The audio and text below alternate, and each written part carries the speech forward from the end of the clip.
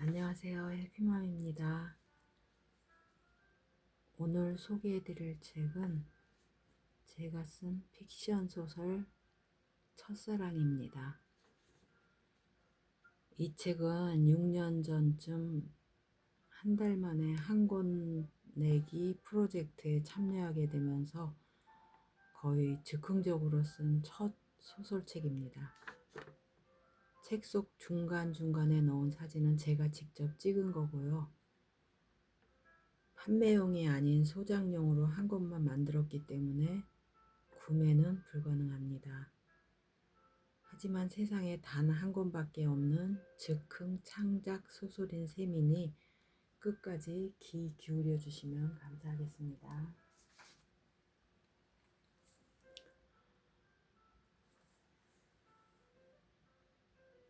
첫사랑. 선상님, 선상님, 지혜가 다쳤어요 라고 친구들이 소리를 지르자 앞질러 가고 계시던 선생님께서는 내가 넘어져 있는 곳으로 급히 뛰어오셨다. 선생님은 퉁퉁 부어오른 내 발을 만져보시더니 안 되겠다 얘들아, 지혜를 내 등에 업혀라 라고 말씀하시며 내 앞에 넓은 등을 대고 돌아앉으셨다. 나는 발목이 삐었다는 사실도 잊은 채 선생님이 업어준다는 말에 너무 좋아서 눈시울이 뜨거워졌다.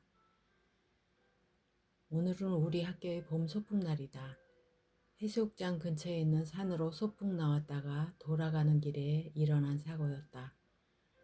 앞서 걸어가시던 선생님 옆으로 가까이 가려고 내가 뛰어가다가 풀에 걸려서 발목을 삔 것이다. 태어나서 처음으로 내가 좋아한 선생님이 교생 선생님이시다. 그런 선생님이 등에 업혀 있다는 사실이 꿈만 같았다. 비행기를 한 번도 타보지는 못했지만 아마도 하늘 위를 나는 기분이 이럴 거라고 생각했다. 내 심장은 마치 고장난 모터처럼 미친 듯이 뛰기 시작했다. 그러더니 숨이 막히며 심장이 용광로 속에 있는 쇠붙이처럼 녹아내리는 것만 같았다. 선생님이 나를 업고 산길을 걷고 있었으나 구름 위에 떠 있는 것만 같았고 사방에는 풀과 나무밖에 없었지만 꽃길을 걷고 있는 것만 같았다. 정신없이 쿵쾅대는 내 심장 소리를 선생님이 눈치라도 챌까봐 나는 선생님의 등에서 최대한 나의 큰 가슴을 떼려고 안간힘을 다 썼다.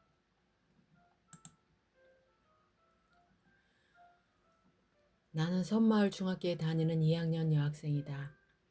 우리 학교로 첫 교생 실습을 나오신 나정호 선생님은 국어를 가르치셨다. 나는 선생님을 처음 본 순간 기절할 뻔했다. 도화지같이 흰 얼굴에 우물속처럼 깊고 검은 눈동자의 조각 같은 몸매, 그리고 가슴속을 파고드는 중저음의 매력적인 목소리에 반해버렸다. 선생님이 교탁위로 올라가는 순간 칠판이 무지갯빛으로 보이더니 내 영혼은 나의 영역 밖으로 빠르게 이동하면서 블랙홀이 되어버렸다. 우리 반 여학생들은 모두 저거이 시방 사람이 맞는다냐? 와, 말도 안 되는구먼. 시상에나 어찌 저렇게는 멋질 수가 있다냐? 라고 한마디씩 입을 다물지를 못했다.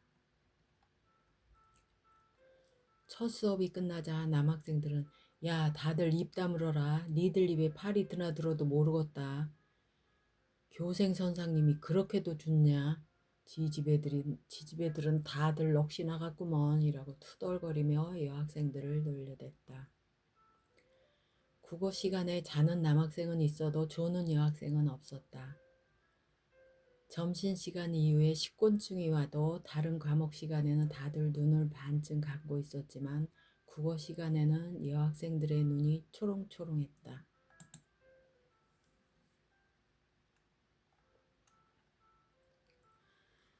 나는 교생 선생님이 오신 날부터 하루도 빼놓지 않고 선생님에 관한 얘기를 일기로 썼다. 유난히도 더운 어느 여름날 오후 학교에서 집으로 돌아와 보니 편지가 한 통 와 있었다. 수신자가 내 이름으로 되어 있었다. 그런데 보낸 사람의 이름이 없었다. 이게 뭐여? 받는 사람이 나네. 누가 나한테 편지를 다 보낸 거지? 근데 왜 보낸 사람 이름이 없는 거요? 라고 혼자 중얼거리며 태어나서 처음 받는 편지가 신기해서 편지 봉투의 앞면과 뒷면을 살피고 있었다. 그때 마침 밖에서 들어오시던 아버지께서 무슨 편지요? 라고 물으셨다. 나는 들고 있던 편지를 아버지께 건네며 자랑스럽게 아버지, 지한테도 편지가 왔구먼요. 근데 보낸 사람 이름이 없어요. 라고 하자 아버지께서는 그래요? 어디 한번 보자. 라고 말씀하시면서 양손에 들고 오신 짐을 바닥에 내려놓고 모자를 왼손으로 벗어들고 오른손으로는 편지를 받아들고 집 안으로 들어가셨다. 우표가 붙어있는 편지를 단 한 번도 받아본 적이 없는 나는 궁금하고 신기하기도 해서 아버지의 뒤를 쫄랑쫄랑 따라 들어갔다. 아버지께서는 손을 씻고 물 한 컵을 마신 다음 툇마루에 걸터앉아 고개를 갸우뚱거리면서 두툼한 편지 봉투를 뜯으셨다. 그 안에는 3장의 편지지가 들어있었다. 그 글씨는 마치 인쇄되어서 나온 지루한 역사책의 글씨처럼 빼곡하고 매끈하게 잘 쓰여져 있었다. 사랑하는 지에게로 시작된 편지의 내용은 그 누군가가 분명 나에게 사랑을 고백하는 연애 편지임에 틀림이 없었다.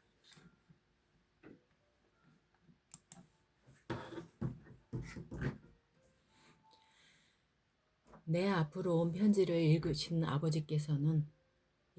아버지께서는 글씨체로 보아 어린 학생들이 장난이 아니라는 것을 눈치채신 것 같았다. 나는 너무 신기하고 궁금해서 눈을 크게 뜨고 아버지 옆에 바싹 붙어 편지를 들여다보고 있었다. 아버지는 나의 얼굴을 한번 쳐다보시고는 편지지를 재빠르게 접어 봉투에 넣고 굳은 표정으로 벌떡 일어나 넌 네 방에 가서 들어가서 공부나 혀 라고 짧고 굵은 목소리로 화난 사람처럼 말씀하시고는 편지지를 들고 안방으로 들어가셨다. 나는 아버지가 화가 난 이유를 알 수 없었지만 아버지의 표정이 심상치 않다는 것을 느꼈다. 나는 초등학교를 졸업할 때 6년 개근상을 받았다. 중학교에 들어가서도 지각을 하거나 결석한 날이 한 번도 없었다. 물론 조퇴도 안 했다. 내가 다치거나 아파도 아버지는 나를 업고 학교 앞까지 데려다 주셨다. 그러나 그 편지를 읽어본 아버지께서는 그 다음 날부터 나를 학교는 물론이고 대문 밖에도 나가지 못하게 하셨다. 그래서 나는 이유도 모른 채 감금 아닌 감금을 당하고 말았다. 물론 회초리는 맞지 않았다. 그때까지 나는 학교에서나 집에서나 칭찬만 들어왔을 뿐 단 한 번도 매를 맞아본 적이 없었다. 내 잘못은 아니었지만 나는 차라리 매를 맞더라도 학교에 갈 수 있게 해주기를 바랐다. 내가 좋아하는 교생 선생님을 만날 수만 있다면 그까지 회초리쯤이 아무것도 아니었다. 하루 종일 방 안에서 할 수 있는 일은 지극히 제한적이었다. 책을 보고 있으면 글씨 대신 선생님의 환한 얼굴이 나에게 다가와 말을 거는 것만 같았고 누워서 천정을 바라다보고 있으면 천정 가득 웃고 있는 선생님의 얼굴이 보름달처럼 떠올랐다. 내 방 책상 뒤에 있는 조그만 창문을 열면 뒤뜰 하단에 수국꽃과 매화꽃이 그득하게 피어 있었다. 그 꽃들이 내게 손을 흔들며 지혜야 왜 학교에 안 오니 어서 와라 라고 선생님이 다정하게 나를 부르시는 목소리가 들려오는 것만 같았다. 보고 싶은 선생님을 못 보니 아무것도 먹기 싫고 잠도 오지를 않았다. 내가 결석한 지 이틀째 되는 날 오후에 담임 선생님이 우리 집으로 다 찾아오셨다. 선생님과 아버지는 안방으로 들어가셔서 한참 동안 말씀을 나누셨다. 나는 무슨 말을 하는지 몹시 궁금했지만 겁이 나서 그 방에 들어갈 엄두도 내지를 못했다. 어머니께서 저녁 밥상을 차려들고 안방으로 들어가셨다. 식사를 마친 후에도 1시간 정도 지나서야 선생님께서 돌아가셨다. 나는 담임 선생님이 다녀가신 다음 날부터 학교에 다시 나갈 수가 있었다. 이 모든 일들이 왜 일어났는지 모르겠지만 나는 하나도 궁금하지가 않았다. 그저 교생 선생님을 다시 볼 수 있다는 사실 하나만으로도 마냥 행복했다. 나는 3일 만에 감금에서 풀려났다. 선생님을 다시 만날 생각에 들떠서 아침밥도 안 먹고 학교로 갔다. 선생님께 예쁘게 보이려고 아침부터 머리를 감고 머리를 말리는 둥 마는 둥 급하게 뛰어갔다. 교실에 들어가 자리에 앉으니 친구들이 내게로 모이며 지혜야 어디 아픈겨? 왜 학교에는 안 나온 거요? 라고 물었다. 그때 내 뒷자리에 앉아있던 친구가 내 머리를 만지더니 큰 소리로 지혜야 네 머리에 고드름이 달렸는디? 라고 말하며 웃자 친구들이 얼어붙은 내 머리카락이 신기한 듯 다른 아이들도 내 자리로 몰려왔다. 우리 반 친구들은 진짜 지혜 머리에 고드름이 걸렸구먼 라고 떠들어댔다. 친구들은 내 머리카락을 이쪽 저쪽으로 툭툭 쳤다. 다들 놀려대며 웃었지만 나는 아무렇지도 않았다. 오히려 얼음끼리 부딪히는 소리가 아름다운 멜로디와 조화로운 하모니처럼 들렸다. 그래서 일부러 보란 듯 고개를 왼쪽 오른쪽으로 흔들어댔다. 선생님을 빨리 보고 싶고 잘 보이고 싶은 마음이 앞서서 생긴 해프닝이었다. 머리를 급하게 감고 제대로 말리지 못하고 나왔기 때문에 머리카락에서 흘러내린 물이 처마의 밑에 고드름처럼 얼어버렸던 것이었다.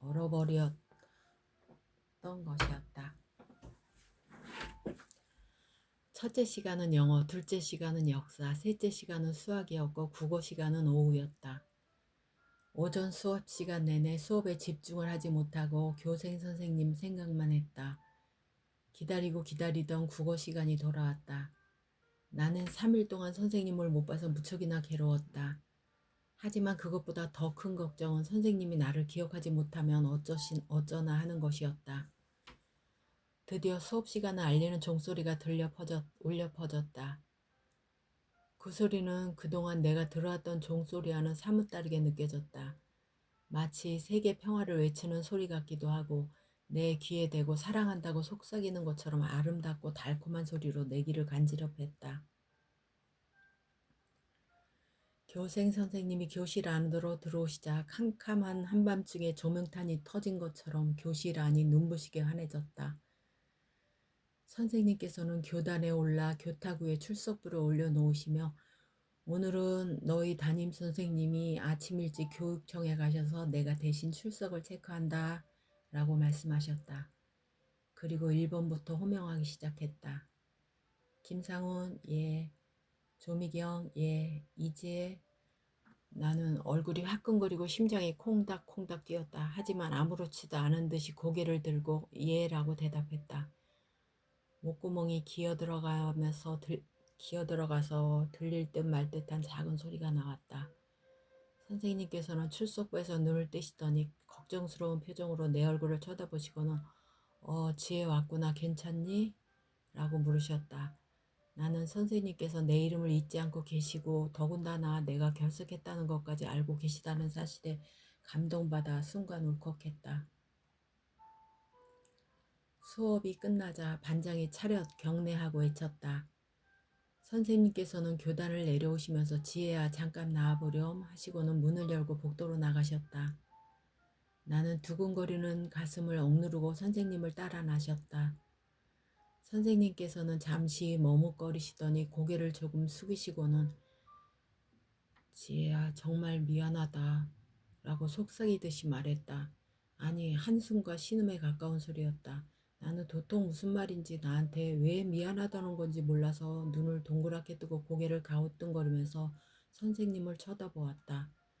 내가 잘못 들은 건가? 라고 생각하고 있는데 선생님의 눈에서는 눈물이 글썽이고 있었다. 나는 당황스러웠다. 이유는 알지 못했지만 선생님의 젖은 눈을 보는 순간 나도 모르게 눈물이 고였다. 그때 마침 친구들이 하나둘씩 교실에서 나오기 시작했다. 선생님께서는 큰 기침을 한번 하시더니 그래 지혜야 힘내라 라고 말씀하시면서 내 어깨를 다독이시고 교무실로 돌아가셨다. 나는 선생님의 슬픈 표정을 처음 보았다. 복도 끝으로 멀어져가는 선생님을 바라보면서 선생님도 힘내세요 라고 혼자 중얼거렸다.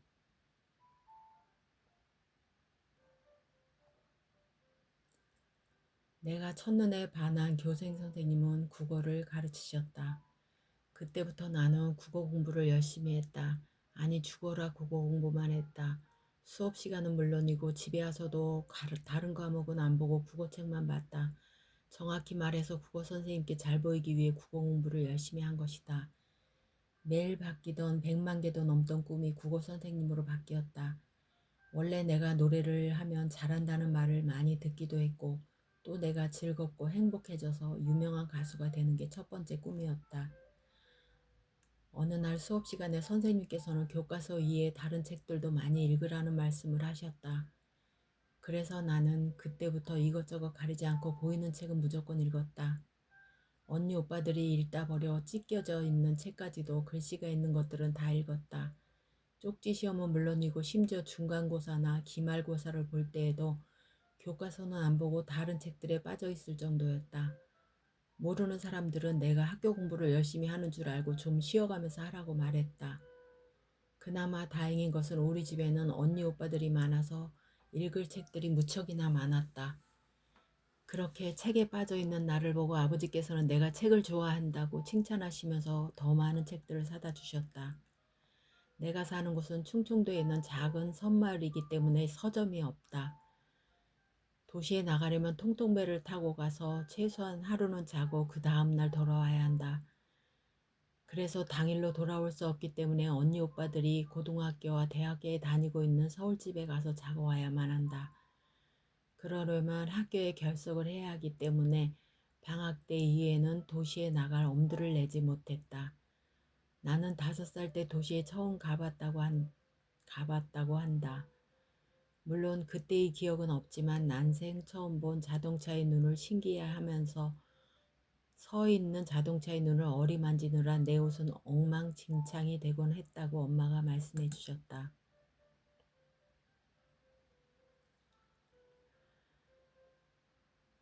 내가 좋아하는 국어 선생님의 말투는 텔레비전에 나오는 아나운서와 똑같았다. 나는 선생님의 말투를 닮고 싶었다. 그래서 시골 사투리를 쓰지 않으려고 선생님의 말을 그대로 따라서 했다. 집에 와서도 TV나 라디오에 나오는 뉴스를 열심히 들었다. 무슨 내용인지 알지는 못했지만 교생 선생님처럼 말을 하기 위해서 매일 열심히 듣고 연습했다. 이런 나를 보고 부모님께서는 우리 지혜는 우찌 그리 따박따박 서울말을 잘하나 몰라. 분명히 훌륭한 아나운서가 될기요. 라고 칭찬하시면서 좋아하셨다.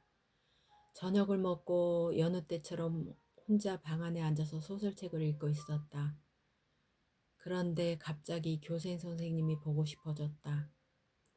전에도 이런 일은 가끔 있었지만 오늘은 발정난 고양이처럼 참을 수가 없었다. 내가 캄캄한 밤에 선생님을 보러 간다고 하면 아마도 부모님은 네가 지금 시방 미친 거 아니여? 씨알도 안 맥히는 소리 그만하고 잠이나 자. 라고 꾸중만 하실 게 뻔하고 바로 철통 같은 경비태세에 들어갈 것이다.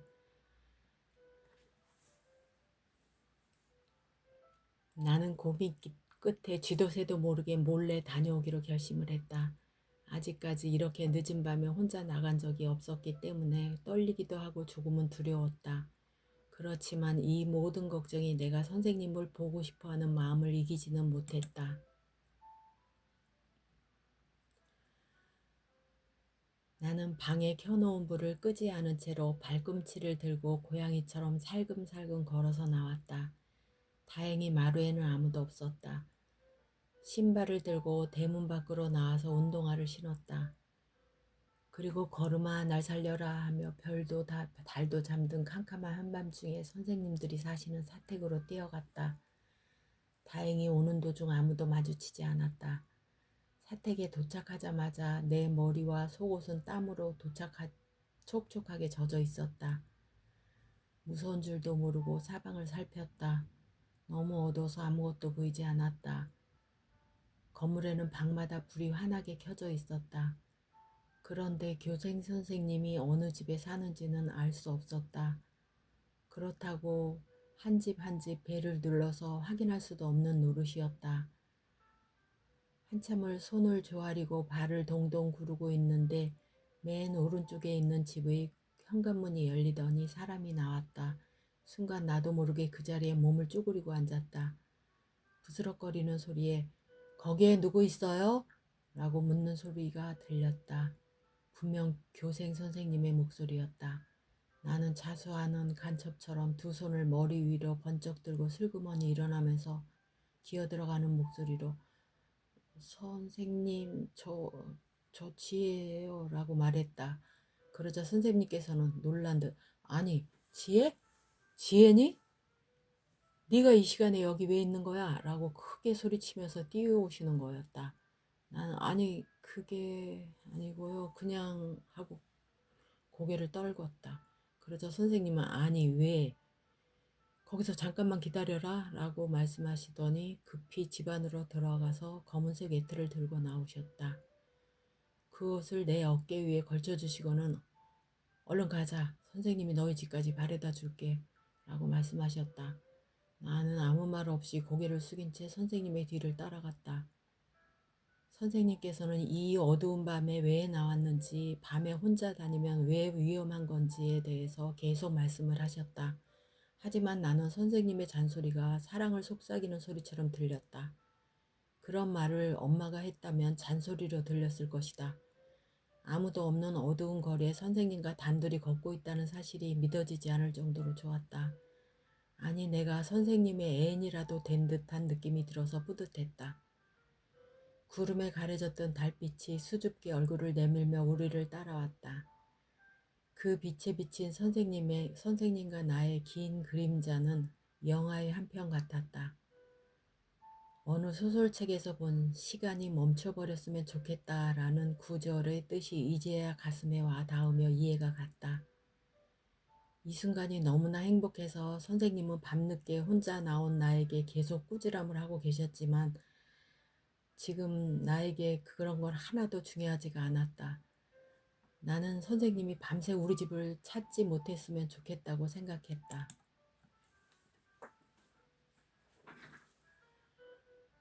선생님이 사시는 곳의 사택에 혼자 갈 때는 어둡고 무서워서 멀다고 생각했었는데 선생님과 같이 집으로 돌아오는 길은 너무나도 가깝게 느껴져서 슬펐다.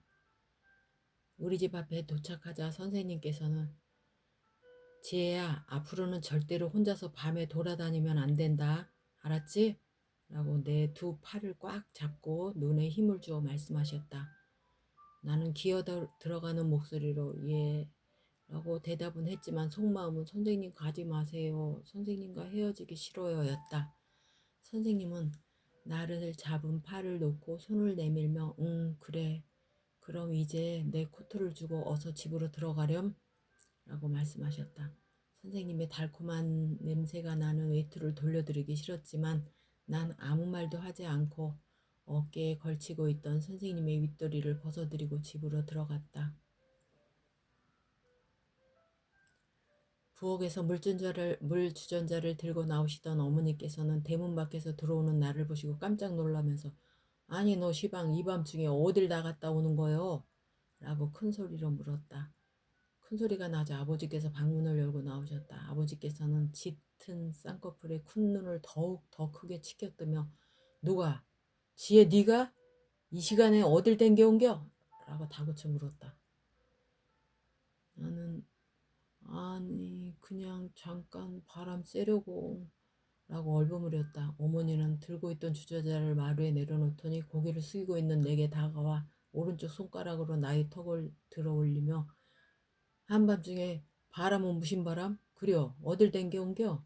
라고 추궁했다. 나는 "아니, 그냥 집 앞에 있다가 들어왔어" 라고 대답하며 어머니의 손을 떼어내고 서둘러 내 방 안으로 들어갔다.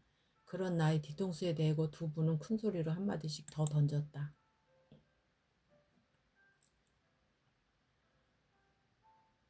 금요일 마지막 수업이 끝나자마자 지민이가 급히 내게로 뛰어오더니 "지혜야, 오늘 미영이네 집에 놀러 갈겨?" 라고 물었다. 나는 "갑자기 왜? 미영이네 집은 어딘데?" 라고 되묻자 지민이는 "한 20분 정도 걸어가면 바닷가에 있는 집이요. 오늘 해껴 끝나고 놀러 가려고 했는데 너도 같이 댕겨오자" 라고 말했다. 나는 지민이와 미영이를 따라서 나무 산을 넘어 바닷가에 있는 미영이네 집으로 갔다. 미영이네 집은 우리 집 외양간만하게 작았지만 마치 바다 한가운데에 떠있는 조각배 같았다. 드넓은 해변의 한가운데 그림처럼 예쁘게 지어져 있었다. 대문 대신에 유리로 된 큰 미닫이 문이 있었다. 그 안으로 들어서니 바로 구멍가게가 있었고 가게 안쪽으로는 작은 마루가 있었다. 마루 양쪽 옆으로는 방 2개가 붙어 있었다. 미영이 방에 들어서자 오른쪽에는 5단짜리 서랍장이 하나 있었고 나머지 공간은 이불 1개를 겨우 펼쳐놓을 수 있을 정도가 전부였다. 아직까지 다른 친구의 집에 한 번도 놀러 가본 적이 없는 나는 모든 것이 신기하고 재밌었다. 몇 개 펼쳐놓은 성냥갑만한 방의 해변 쪽으로는 손바닥만한 귀여운 툇마루가 붙어 있었다. 툇마루에 나가보니 발 밑에 푸른 바다가 보였다. 마치 바다 위에서 배를 타고 있는 기분이었다. 내가 양팔을 들어 올리며 와 여기는 천국 같구먼 이라고 소리를 지르자 지민이는 지집에 그렇게도 좋냐? 글씨 날 따라오길 잘했지 라고 웃으며 말했다. 우리 셋이 툇마루에 걸터 앉아 손바닥만한 마루에 우리 셋이 툇마루에 걸터 앉자 손바닥만한 마루에는 발 하나 들여놓을 틈도 없이 꽉 찼다.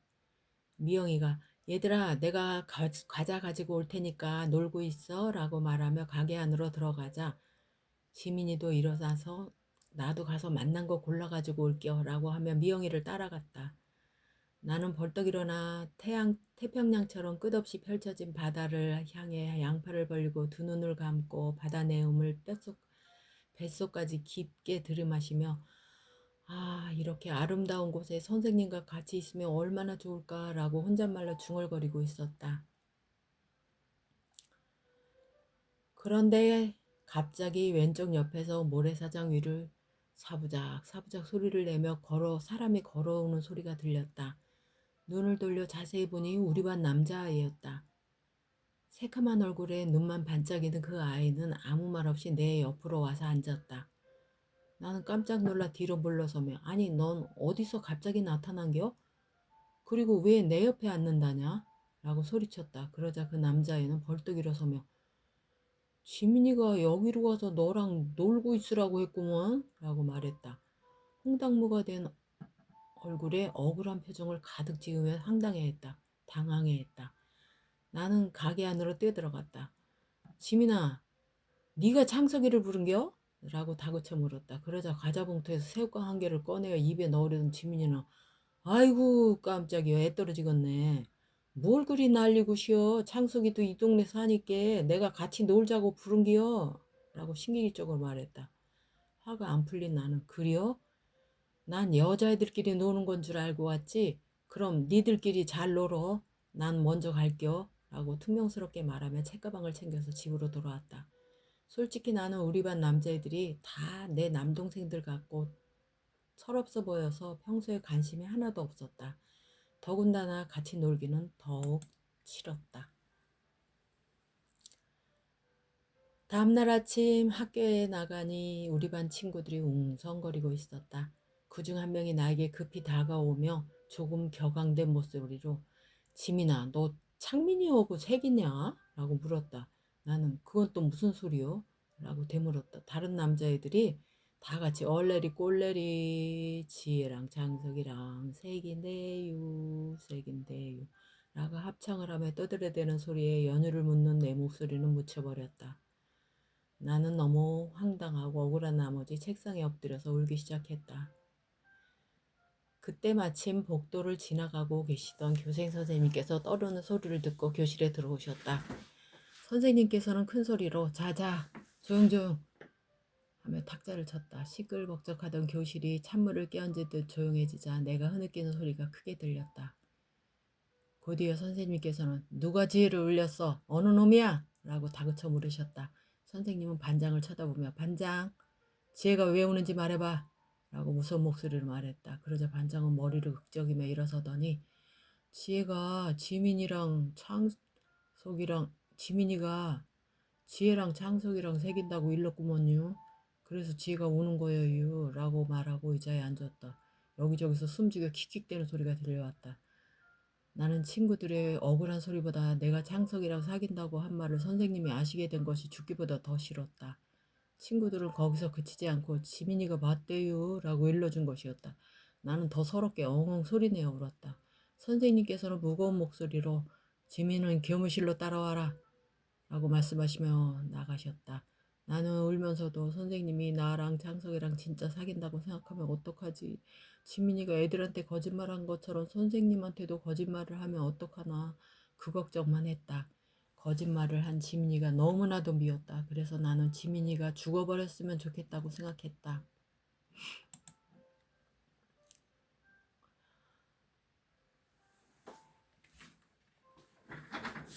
나는 1년을 하루같이 매일 국어 공부만 열심히 했다. 어느 날 교실에서 내 앞에 앉아 나와 이야기를 하고 있는 친구가 야들아 지혜는 이제 서울말을 쓰는구먼 라고 말했다. 그러자 옆줄에 앉아있던 남자애는 그래요? 맞아. 지혜는 영락없이 어나운서처럼 말을 하더라 라고 말했다. 나는 너무 좋아서 표준말로 또박또박 그래? 너도 정말 그렇게 들리니? 라고 짝꿍에게 큰 소리로 말했다. 그러자 다른 친구들이 이구동성으로 우와 그러네 지혜는 참말로 서울말을 쓰는구먼. 그러게 지혜는 서울 사람이 다 됐구먼 이라고 떠들어댔다. 나는 너무 기뻤다. 하지만 속으로는 더욱 더 큰 욕심이 있었다. 서울말을 잘한다는 말보다 지혜는 국어 선생님처럼 말을 하네 라는 말을 더 듣고 싶었던 것이었다. 사실 내가 신경 써서 말을 하면 표준말을 할 수 있는데 급하거나 화가 날 때는 나도 모르게 사투리가 튀어나왔다.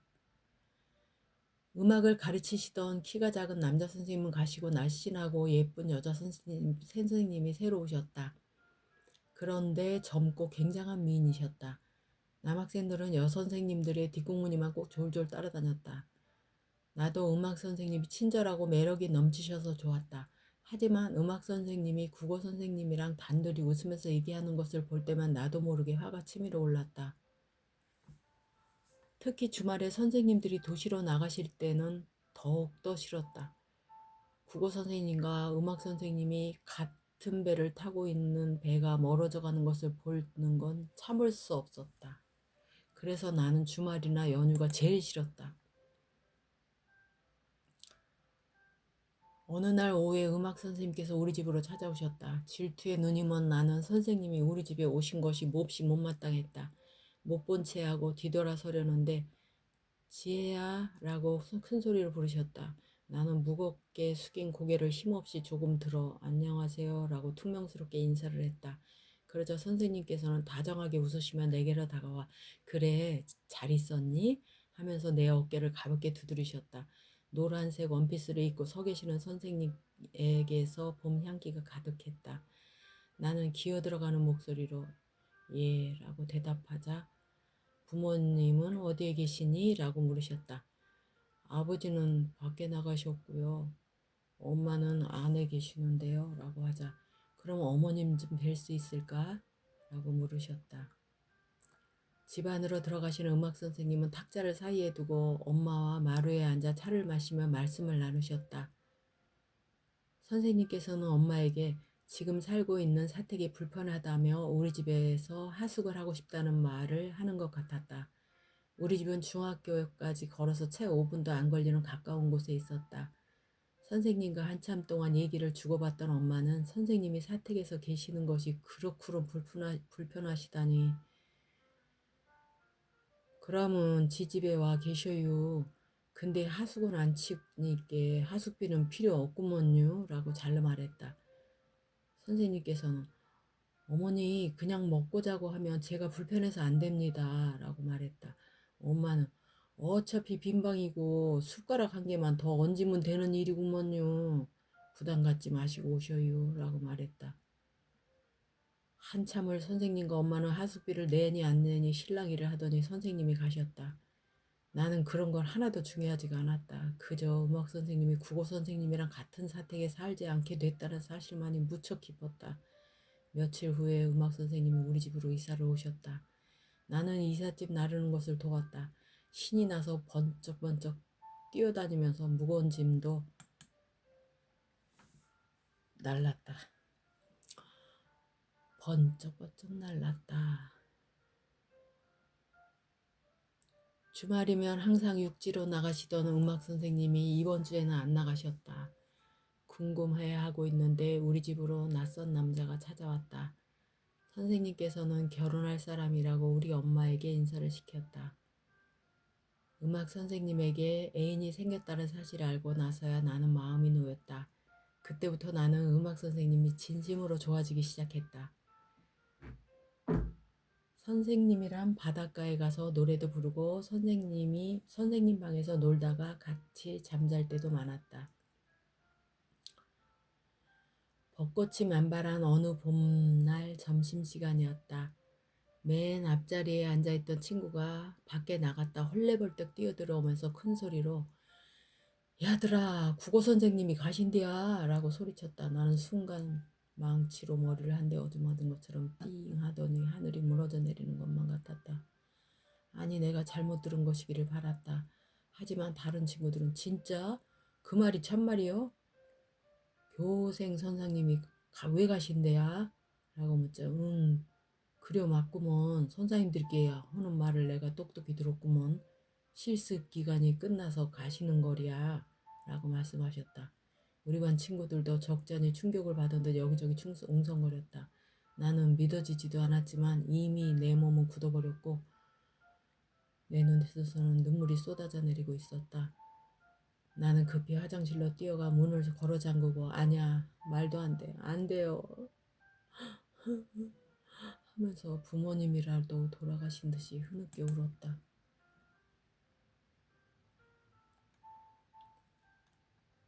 나는 교생 선생님이 전공 가신다는 소식을 듣고 집에 와서도 밥도 안 먹고 울기만 했다. 세상이 다 끝난 것만 같았다. 선생님이 발령 나실 거라고는 단 한 번도 생각을 해본 적이 없었다. 오늘아 태어나서 처음으로 밤을 꼬박 새웠다. 평소에 식성이 좋아서 먹고 돌아서면 또 먹을 것을 찾던 내가 저녁밥도 안 먹고 아침에는 퉁퉁 부은 눈으로 방에서 나오자 엄마는 나를 졸졸 따라다니며 지혜야 어제 저녁도 안 먹더니 얼굴은 왜 또 그래? 울었냐? 대체 무슨 일이여? 라고 쉬지 않고 다그치 물었다. 아침밥을 드시고 계시던 아버지께서도 돌멩이를 씹어도 먹어도 소화시키던 네가 웬일이냐? 어느 가서 한술 뜨고 해껴나가라 라고 음식이 꽉 찬 입으로 말했다. 나는 어제부터 물 한 모금도 안 마셨지만 부은 눈을 들킬까봐 쳐다보지도 않고 안 먹어요 라고 하며 뛰쳐나갔다. 어제 친구들이 한 말들이 다 거짓말이기를 간절히 바라면서 아침 일찍 학교로 갔다. 나는 신을 모른다. 그 어느 신도 믿어본 적이 없다. 하지만 지금은 부탁할 때가 신밖에 없다. 하느님, 부처님, 천지에 계신 모든 신이시여 바라옵고 바라옵니다. 제발 제가 좋아하는 선생님을 데려가지 마세요. 라는 기도 아닌 기도를 밤새 하고 학교에 가서도 했다. 짝꿍이 내 얼굴을 들여다보더니 눈을 크게 뜨고 지혜야 어디 아프게요? 어째 네 얼굴이 하루에 좋게 10년은 더 늙어 보이는구먼 라고 혀를 차며 측은해했다.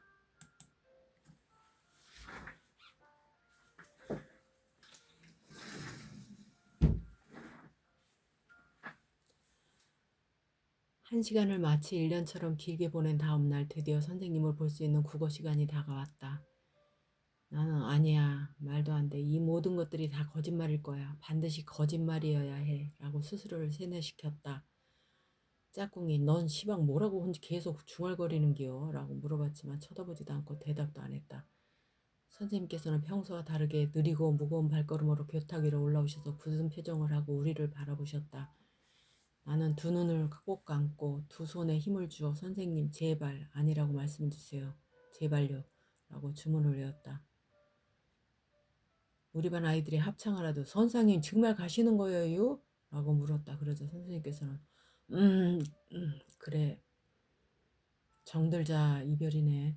아 나는 정말 오랫동안 너희들과 같이 있고 싶었는데 이제는 가야 할 때가 된 것 같구나 라고 가라앉은 목소리로 말씀하셨다. 순간 나는 안 돼요, 안 라고 나도 모르게 소리를 질렀다. 거기서 그치지 않고 창피할 줄도 모르고 고장난 수도꼭지처럼 눈물이 펑펑 쏟아졌다. 1시간 내내 선생님의 수업 내용은 귀에 들어오지도 않았다. 가신다는 선생님이 마냥 믿기도 하고 쏟아지는 눈물과 콧물을 표현하게 처리하느라 1시간을 어떻게 지나갔는지도 모르겠다. 몰랐다. 나 말고도 여기저기서 훌쩍이는 소리가 들려왔다. 수업이 끝나는 종이 울리자 선생님께서는 앞에 있는 친구부터 한 명씩 일일이 악수를 하면서 뒤쪽으로 오셨다. 여기까지 훌쩍이는 소리가 더 크게 들리기 시작했다. 나처럼 선생님을 짝사랑하던 지민이도 엉엉 크게 소리를 내어 울었다. 선생님께서는 마지막으로 맨 뒷줄에 앉아있는 나에게 오셔서 손을 내밀었지만 나는 눈물 콧물이 뒤범벅이 된 손을 차마 내밀 수가 없었다. 그보다 선생님이 가신다는 사실에 골도 나고 헤어지기 싫어 손을 감췄다. 악수를 하면 영영 선생님을 못 볼 것만 같아서 두 손을 내 의자와 엉덩이 사이에 깊숙이 끼워 넣었다. 그리고 책상에 얼굴을 떨어뜨리고 숨죽여 흐느꼈다. 선생님께서는 그런 나에게 다정한 목소리로 지혜야, 너무 서운해하지 마라. 언젠가는 꼭 다시 만나게 될 거야. 라고 말씀하시면서 내 등을 한참 동안 두드려 주셨다. 나는 아무런 대답도 하지 못하고 결국 어깨를 들썩이며 크게 엉 소리를 내려 서럽게 울었다. 교생 선생님께서 일요일에 첫 배로 가신다고 친구들이 부두로 마중을 나가자고 했다. 나는 손사래를 치며 격하게 거절을 했다. 선생님밖에 모르는 나를 두고 가시는 것만 해도 미워서 죽을 지경인데 배움까지 나갈 수는 없는 노릇이었다. 아침밥을 먹으면서 아버지께서 교상 선생님이 오늘 가신다고 한게요? 라고 내게 물으셨다. 난 젓가락으로 국그릇 안을 연신 휘저으며 밥을 먹는 둥 마는 둥 하면서 뾰로통해서 주둥이를 쑥 내밀고 예 라고 들릴 듯 말 듯하게 한숨 쉬듯 말했다.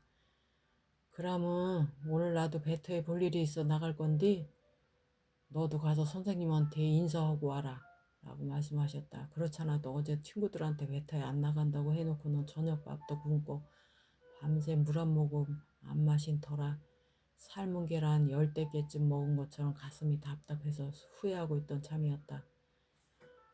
나는 못 이기는 채하며 선생님의 마지막 모습이라도 한 번 더 보기 위해서 아버지를 따라 나섰다. 부두에 나가보니 시퍼렇게 날선 바다 위에 제멋대로 흔들리고 있는 여객선은 선생님을 잡아삼키기로 할 듯이 악마처럼 큰 소리로 퉁퉁거리고 있었다. 선생님께서는 우산을 쓴 친구들 속에 에어싸여 있었고 선생님의 뒷머리만 살짝살짝 보였다. 그 모습을 본 나의 눈에서는 빗줄기보다 더 거센 눈물이 폭포수처럼 쏟아지기 시작했다. 아버지가 학생들 틈을 비집고 들어가서 선생님 오늘 가신다고요? 라고 말씀하시자 아버지께서는 재빨리 아이들 사이에 빠져나와 아버지께 허리를 굽혀 인사했다. 예, 아버님 그동안 죄송하고 감사했습니다. 라고 긴장한 말투로 말했다.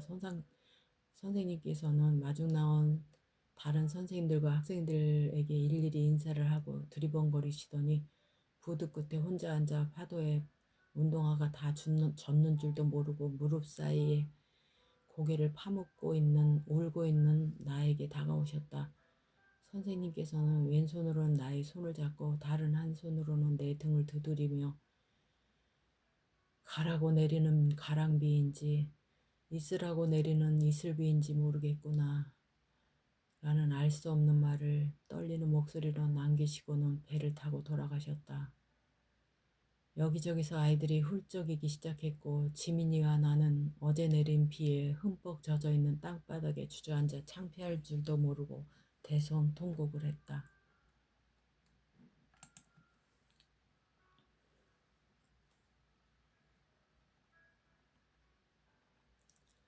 눈을 떠보니 나는 보건소 병실 침대 위에 반드시 누워 있었다.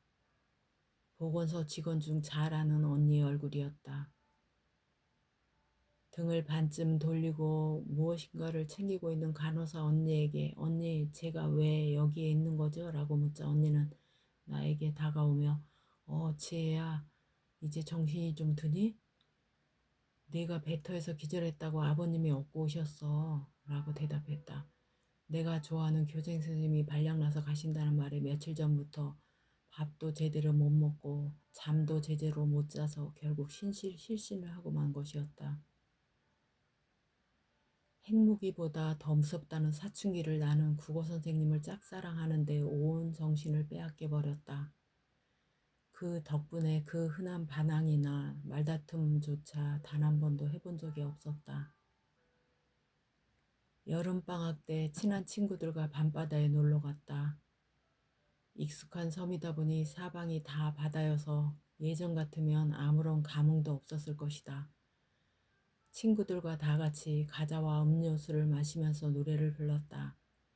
물론 대부분 학교에서 배운 노래나 최근 유행하는 가요를 불렀다. 그러나 나는 바다가 육지라면 배 떠난 부두에서 울고 있지 않을 것을. 파도가 길을 막아 가고 파도 못 갑니다.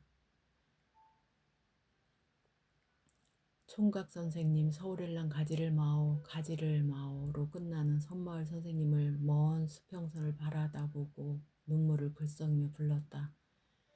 그때부터 나의 18번은 자타공인 이미자의 섬마을 선생님이 되었다.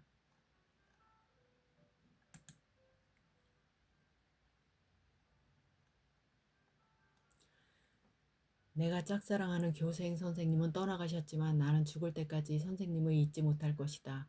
아니, 내가 성인이 되면 국어 선생님을 찾아가서 멋진 요조숙녀가 된 나의 모습을 반드시 보여드릴 것이다.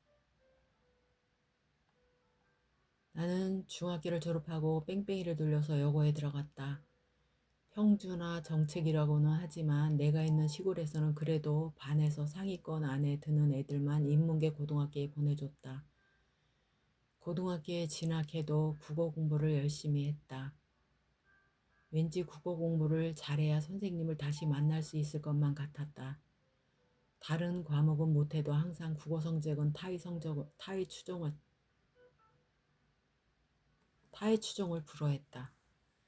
그렇다고 다른 과목을 소홀히 하지는 않았다. 왜냐하면 국어 선생님처럼 선생님이 되려면 전 과목을 두루 잘해야만 할 것 같아서였다. 나는 공부를 나를 위해서가 아니라 교생 선생님에게 잘 보여주기 위해서 했다. 힘들고 지칠 때 그리고 놀고 싶을 유혹이 생길 때마다 애써 선생님을 떠올렸다. 그러면 피로 회복제라도 마신 듯 다시 힘을 낼 수가 있었다. 선생님, 우주 어딘가에 살아만 계세요. 제가 훌륭한 국어 선생님이 되어서 반드시 선생님 앞에 당당하게 나타날게요. 라고 주문처럼 중얼거리며 나를 세뇌시켰다.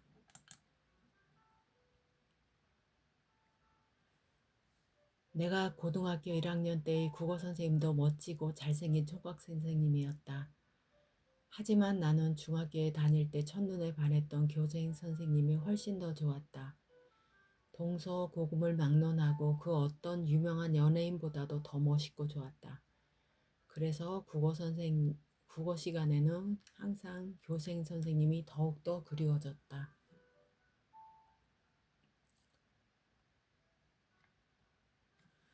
내가 다니던 여고는 사방이 산으로 둘러싸여 있었다. 사계절 내내 색다른 저마다의 정취와 풍경이 바라보는 곳마다 한 폭의 수채화 같았다.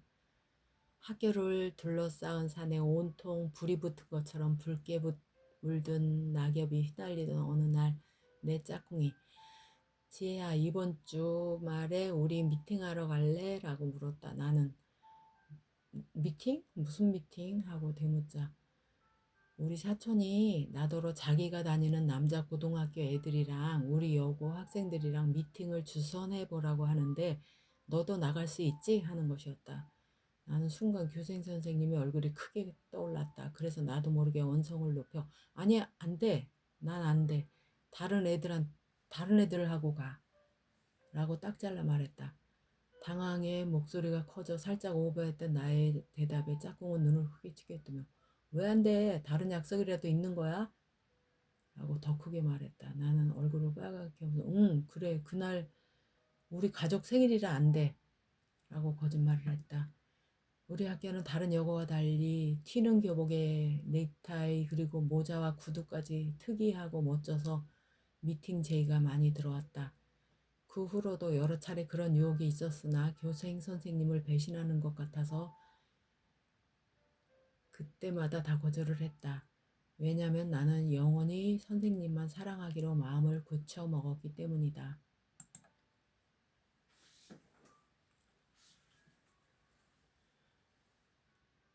지난 일요일에는 동네 서점에 갔다가 시골 살 때 옆 동네에 살던 지민이를 만났다. 지민은 아무 일도 없었다는 듯이 다가오며 지혜야 오랜만이구먼. 생각 없이 우연찮게 만나지니 더 반갑네 라고 호들갑을 떨었다. 중학교 때 나랑 창석이랑 사귄다는 거짓 헛소문을 낸 것에 아직 풀리지 않아 앙금이 남아있는 나는 시큰둥한 표정으로 그래?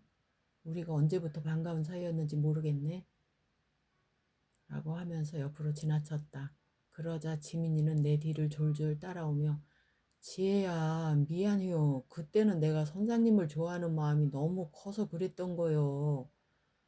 선생님이 너만 좋아하는 것 같아서 심술이 나서 그랬던 거구먼. 제발 용서해 줘. 다시는 안 그럴 거구먼. 라고 쉬지 않고 쫑알대며 뒷공무니를 쫓아다녔다. 나는 다른 사람들의 시선도 불편하고 지민이 사과가 진정성이 있는 것 같아 보이는 것 같아서 알았어 라고 짧게 대답했다. 지민이는 그럼 오늘은 사과 의무로다가 내가 쫄면을 살 테니까 싫단 말을 하지 마 라고 말하면서 나를 끌고 분식집으로 갔다. 그 일이 있은 후 1년쯤 지나서 지민이가 우리 집으로 왔다. 언니가 대문을 열어주면서 지혜야 나와봐. 네 친구 지민이가 왔네 라고 소리를 질렀다. 방문을 열고 나가보니 언니는 지민이를 데리고 거실로 들어오고 있었다. 나는 연락도 없이 웬일이야? 라고 퉁명스럽게 물었다. 그러자 언니는 지혜야 지민이랑 앉아서 얘기하고 있어. 내가 과일 좀 가지고 올게 라고 말하며 주방으로 갔다. 지민이는 소파에 앉으며 너한테 부탁할 게 있어서 왔는데 라고 말했다. 내가 갑자기 부탁은 무슨 부탁? 라고 묻자 지민이는 그게 말이요 뭐냐면 하는데 그때 주방에서 쟁반을 들고 나오던 언니가 지민이가 많이 예뻐졌네. 먹으면서 천천히 얘기해라 라고 말하며 과일 접시와 곰보빵을 탁자 위에 놓고 나갔다. 내가 살던 시골 섬마을에는 고등학교가 없어서 중학교를 졸업하고 서울로 이사를 왔다. 부모님은 섬에 계시고 서울집에는 할머니와 언니 그리고 동생과 함께 살았다. 거실에서 떠드는 소리가 나자 안방에 계시던 할머니께서 나오시더니 누가 옹기요? 라고 물었다. 거실 소파에 앉아있던 지민이가 벌떡 일어나서 허리를 굽혀 할머니 그동안 안녕하셨어요. 지가 지민이구먼요? 라고 인사를 했다. 총기가 좋으신 할머니께서는 그려 네가 고개 넘어 사는 덕수 딸내미구먼 라고 웃으며 말했다. 지민이와 나는 조금 서먹하긴 했지만 그래도 초등학교 중학교를 같이 다녔기 때문에 이런저런 말을 할 말이 많았다. 오랜만에 하루 종일 수다를 떨었다. 저녁을 먹고 TV를 보면서 지민이가 지혜야 오늘 내가 니네 집에 온 이유는 다음 주 토요일에 중상고등학교 남학생들이랑 미팅을 하기로 했구먼. 그런데 여학생 한 명이 모질라서 너랑 같이 가려고 온 거요 라고 말했다. 나는 갑자기 언성을 뭐야 너 나한테 미팅하라고 온 거야? 뭐 따지면서 지민이는 맞구먼. 하얀 우물에다가 너랑 재미나게 한번 노려보려고 하는 거였구먼 라고 말했다. 나는 싫어. 너도 잘 알다시피 나는 교생 선생님이 다른 남자는 관심이 없어 라고 딱 잘라 말했다. 그러자 지민이는 야는 누가 너한테 남자 사귀라고 하는 거 아니구먼. 그냥 머리수만 채워달라는 거요. 그래도 난 싫어. 그런다 나가기 싫어. 그리고 예전에 안 좋은 일도 있었고 라고 말하자 지민이는 그때 내가 질투심에 눈이 멀어 잘못 생각했다고 사과했잖여. 요번 미팅은 내가 주선한 건데 여학생 한 명이 부족해서 그려. 라고 계속 채근했다. 그럼 다른 애들한테 물어봐. 내가 말하자. 부탁할 만한 여자애들은 다 물어봤는데 허다하다 안 돼서 너한테까지 온 거구먼. 지발 부탁이요. 딱 한 번만이구먼. 라고 하면서 내 옆으로 다가와 나의 두 손을 잡고 잠깐만 얼굴만 비치고 가면 되잖아. 지혜야 지발 응? 응? 하면서 쉬지 않고 독촉을 해댔다. 옆에서 과일을 드시며 TV를 보고 계시던 할머니께서 시끄러웠는지 짜증 섞인 목소리로 지혜야 너는 딱히 바쁜 일도 없는데 왜 안 된다는 거요? 잠깐 댕겨오면 되겠구먼. 라고 역정을 내듯이 큰 소리로 말씀하셨다. 순간 나는 벌거벗은 모습을 들키기라도 한 듯 얼굴이 빨개지면서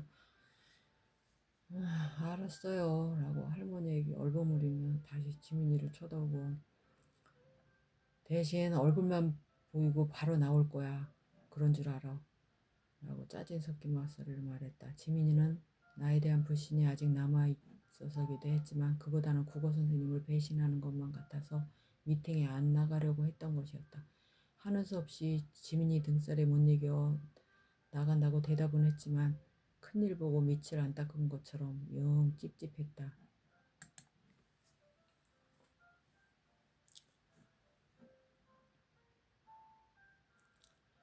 약속했던 미팅 날이 왔다. 내키지 않았지만 나는 원래 약속을 어기는 사람을 제일 싫어하기 때문에 도살장에 끌려가는 소처럼 무거운 발걸음으로 나갔다. 시장으로 들어가는 길목에 있는 빵집으로 들어서니 남학생 4명과 여학생 3명이 앉아서 큰소리로 웃으며 얘기를 하고 있었다. 나를 본 지민이가 벌떡 일어나 어 지혜 왔네 얼른 이리 와 앉아 라고 말하며 자기 옆에 있는 의자를 빼주었다. 테이블 위에는 몇 가지의 빵과 우유 8잔이 놓여 있었다. 지민이가 우리들은 통속명을 다 했구먼. 이제 너만 하면 되는데 라고 말하며 남학생들을 한 명씩 가리키며 나에게 이름을 알려주었다. 나는 속으로 안 알려줘도 되는데 난 관심 없거든 라고 생각하며 건방진 태도로 건성 대답을 하고 우유를 마셨다. 일행들은 빵을 다 먹고는 영화를 보러 가자며 일어섰다. 나는 미리 짜놓은 각본대로 배를 움켜잡고 일어서며 지민아 나 갑자기 배가 너무 아파 하면서 화장실로 뛰어갔다.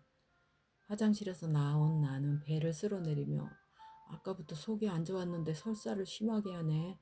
난 이만 집에 가봐야 될 것 같아 라고 말하면서 걱정하는 친구들을 뒤도 안 돌아보고 뛰어가서 택시를 잡아 타고 집으로 갔다.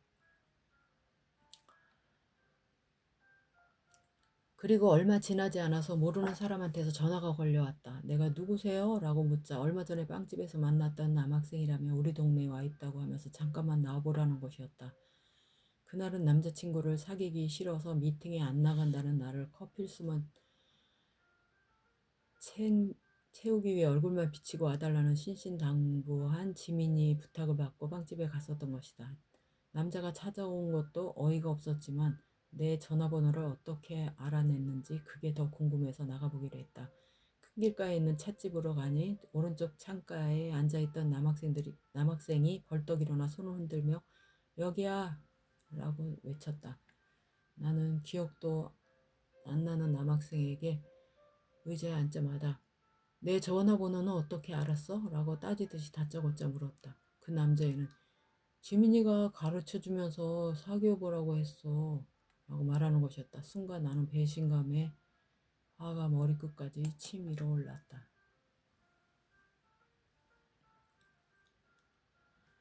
나중에 중학교 동창에게서 전해 들은 말로는 나와 사귀어보라고 내 전화번호를 알려준 지민이와 나를 찾아왔던 남학생과 사귀고 있다는 것이었다. 알고 보니 그 남학생은 처음부터 지민이와 파트너가 되고 싶어 했는데 지민이 간곡한 부탁으로 나에게 찾아온 것이었다. 그 후로도 몇몇 친구들의 미팅 제의가 여러 차례 있었지만 나는 다 거절했다. 그저 교생 선생님을 생각하며 국어 선생님이 되기 위해서 공부만 열심히 했다. 나는 평소에도 소화가 잘 안 되고 속이 자주 아팠기 때문에 병원에 가는 시간이 아까워서 가족들 몰래 약국에서 진통제를 사다 먹으면서까지 공부를 했다. 부모님은 물론 언니 동생들도 내가 판검사나 대학 교수가 될 거라며 쉬운 말들을 하곤 했다. 하지만 나의 머리는 그다지 좋은 편이 아니어서 내가 노력한 거에 비하면 성적은 낮게 나왔다. 그래서 다른 친구들처럼 놀러 다니지도 못하고 모든 유혹을 다 뿌리치고 죽을 힘을 다해 공부만 열심히 했다. 여고 3학년 때 담임 선생님께서는 내가 스튜디어스가 되기를 권하셨고 부모님께서는 아나운서가 되기를 바라셨다. 하지만 나는 나의 첫사랑의 국어 선생님처럼 되기 위해서 사범대에 지원을 했다.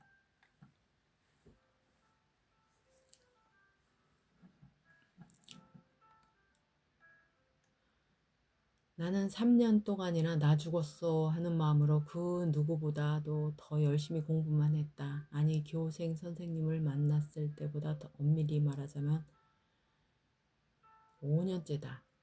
그 결과 내가 지원한 대망의 사범대학교 국어국문학과에 당당하게 합격을 했다. 판검사가 된 것보다도 더 기뻤다. 나는 다시 태어나도 사범대학에 갈 것이다. 내가 좋아하는 교생 선생님처럼 나도 훌륭한 국어 선생님이 되기 위해서이다. 그때 내 마음은 이미 학교 교단 위에 선생님으로 서 있었다. 일찍이 우리 집에는 그렇다 할 명문대에 들어간 언니 오빠들이 없었다. 그런 연유로 내가 유명한 사범대에 합격했다는 소식을 듣고 온 집안이 떠들썩했다. 부모님께서는 시골에 계신 이웃들과 친척들을 모아놓고 잔치를 벌였다. 잔치라고 해봐야 고기와 떡 그리고 국수와 막걸리 정도를 배불리 대접하는 것이긴 해도 번거로운 일임에는 틀림없다. 나는 대학에 붙었다고 동네 잔치를 한다는 것이 이해도 안 가고 창피하기도 했다. 그래서 부모님께 잔치를 하지 말 것을 간곡하게 부탁드렸지만 그럼에도 불구하고 부모님께서는 그런 큰 경사에 잔치를 안 오면 언제 하냐 라고 하시며 동네방네 입이 닳도록 자랑을 하고 다니셨다. 내가 고등학교를 졸업하는 날 엄마는 나에게 예쁜 분홍색 골덴 투피스를 사주셨고 미용실에도 데리고 가셨다. 나는 태어나서 처음으로 미장원에 가서 어깨 뒤로 넘어가는 긴 머리를 수양버들처럼 구불구불하게 펌을 했다.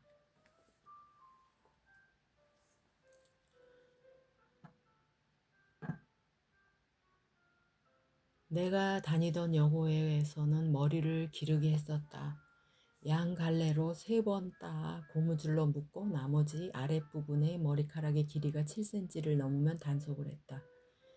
교문 앞에서는 매일 아침 머리를 잘리는 여학생들이 많았다.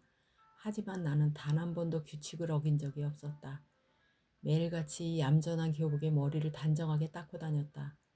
그러던 내가 화려한 사복을 입고 멋들어지게 웨이브를 넣은 머리를 길게 풀어놓으니 많이 어색하고 신기하기도 했다. 나는 시간 가는 줄 모르고 거울을 뚫어져라 들여다보고 요리조리 살펴보았다. 그런 내 모습을 흐뭇한 미소를 지으며 지켜보고 계시던 아버지께서 어이구 우리 지혜가 이제는 아가씨가 다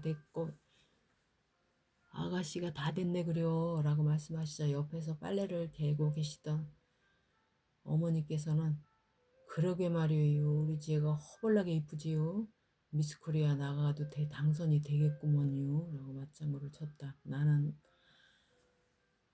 나는 어색한 구두와 화려한 옷을 입고 기다리던 사범대에 입학하는 날이 돌아왔다. 나는 어색한 구두와 화려한 옷을 입고 대문 밖을 나섰다. 매일 걷던 골목길인데도 레드 카펫이 깔려있는 것만 같았고 길 옆에 있는 풀과 꽃들이 모두 반짝반짝 보석처럼 빛나는 것 같았다. 마치 영화의 주인공이라도 된 듯 얼굴에 넓게 펼쳐진 미소를 애써 누르며 가슴을 내밀고 허리는 곧게 펴고 나비가 춤을 추듯이 사뿐사뿐 걸었다. 온 세상이 아름다워 보였다. 지금은 설령 누가 나에게 시비를 건다 해도 웃음이 터져 나올 것만 같았다. 대학에서의 첫 시간은 국어학 강의였다. 나는 A형이라 그런지 몰라도 어디를 가나 평소에도 구석진 자리를 좋아했다. 그래서 오른편 뒤쪽 끝에서 2번째 자리에 자리를 잡고 앉았다.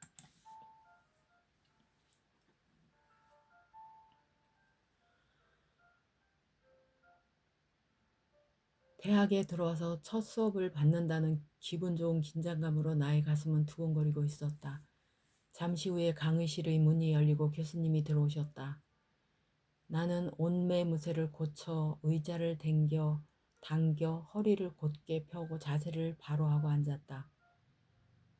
교수님으로 보이는 사람이 교단으로 올라왔다. 그때 나는 내 눈을 의심했다. 이게 뭐지?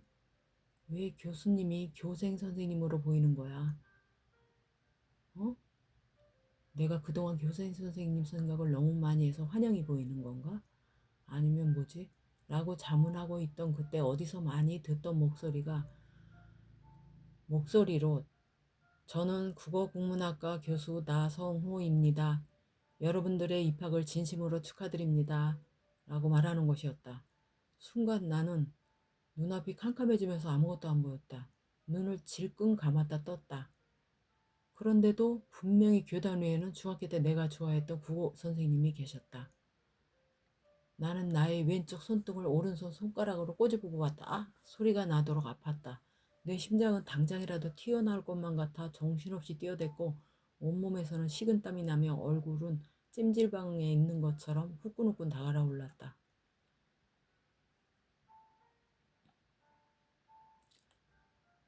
내가 중학교 3학년 때 교생 선생님이 떠나가시던 날에는 콧물을 닦느라 정신이 없었는데 지금은 식은땀을 닦느라 도무지 강의에 집중할 수가 없었다. 여기가 어딘지 내가 누구인지 이게 진짜 현실이 맞는 건지 도무지 믿을 수 없는 상황에 어지러웠다.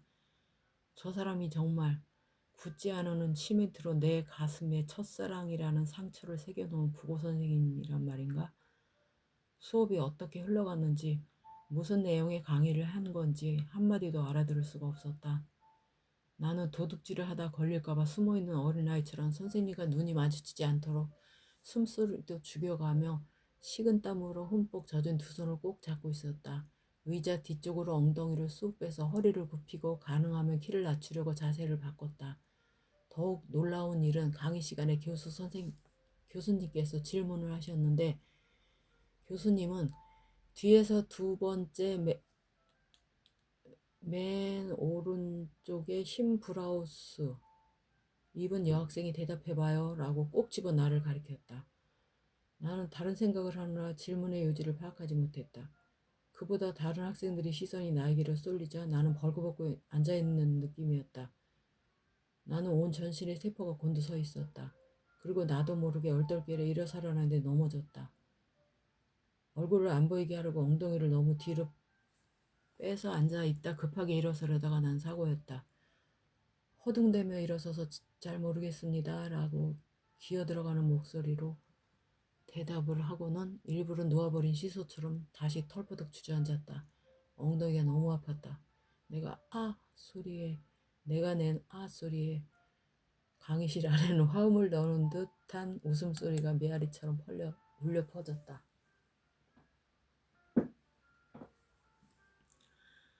강의를 마친 교수님께서는 밖으로 나가지 않고 교단을 내려와 천천히 나에게로 다가오고 오셨다.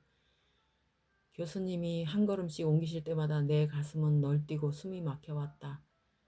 마침내 내 앞에 선 교수님은 아무렇지도 않게 오른손을 내밀며 반갑다 지혜야 오랜만이다 하시는 것이었다.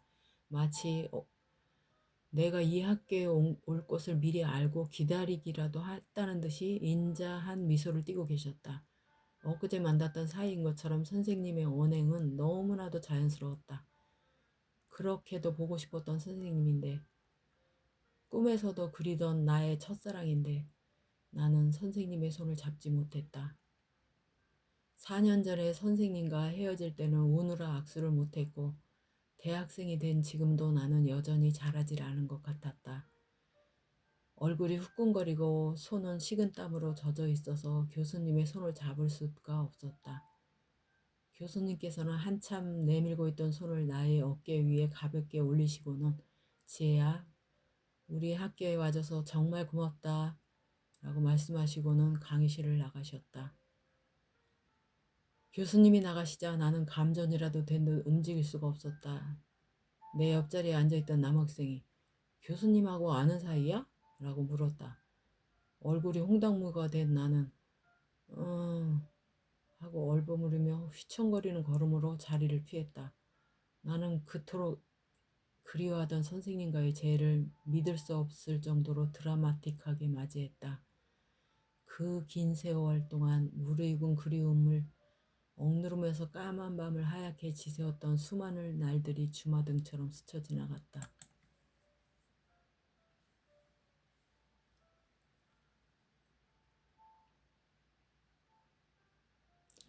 그날 저녁에 집에 들어오자마자 가방을 아무렇게나 집어던지고 급히 중학교 때 옆집에 살던 절친인 미실이에게 전화를 걸었다. 나는 참았던 숨을 토해내듯이 미실아, 세상에 나 오늘 내가 누굴 봤는지 아니? 나의 흥분된 목소리에 미실이는 다짜고짜 뭔 소리여, 누굴 만났는데 그리 호들갑이여 라고 시큰둥하게 대답했다.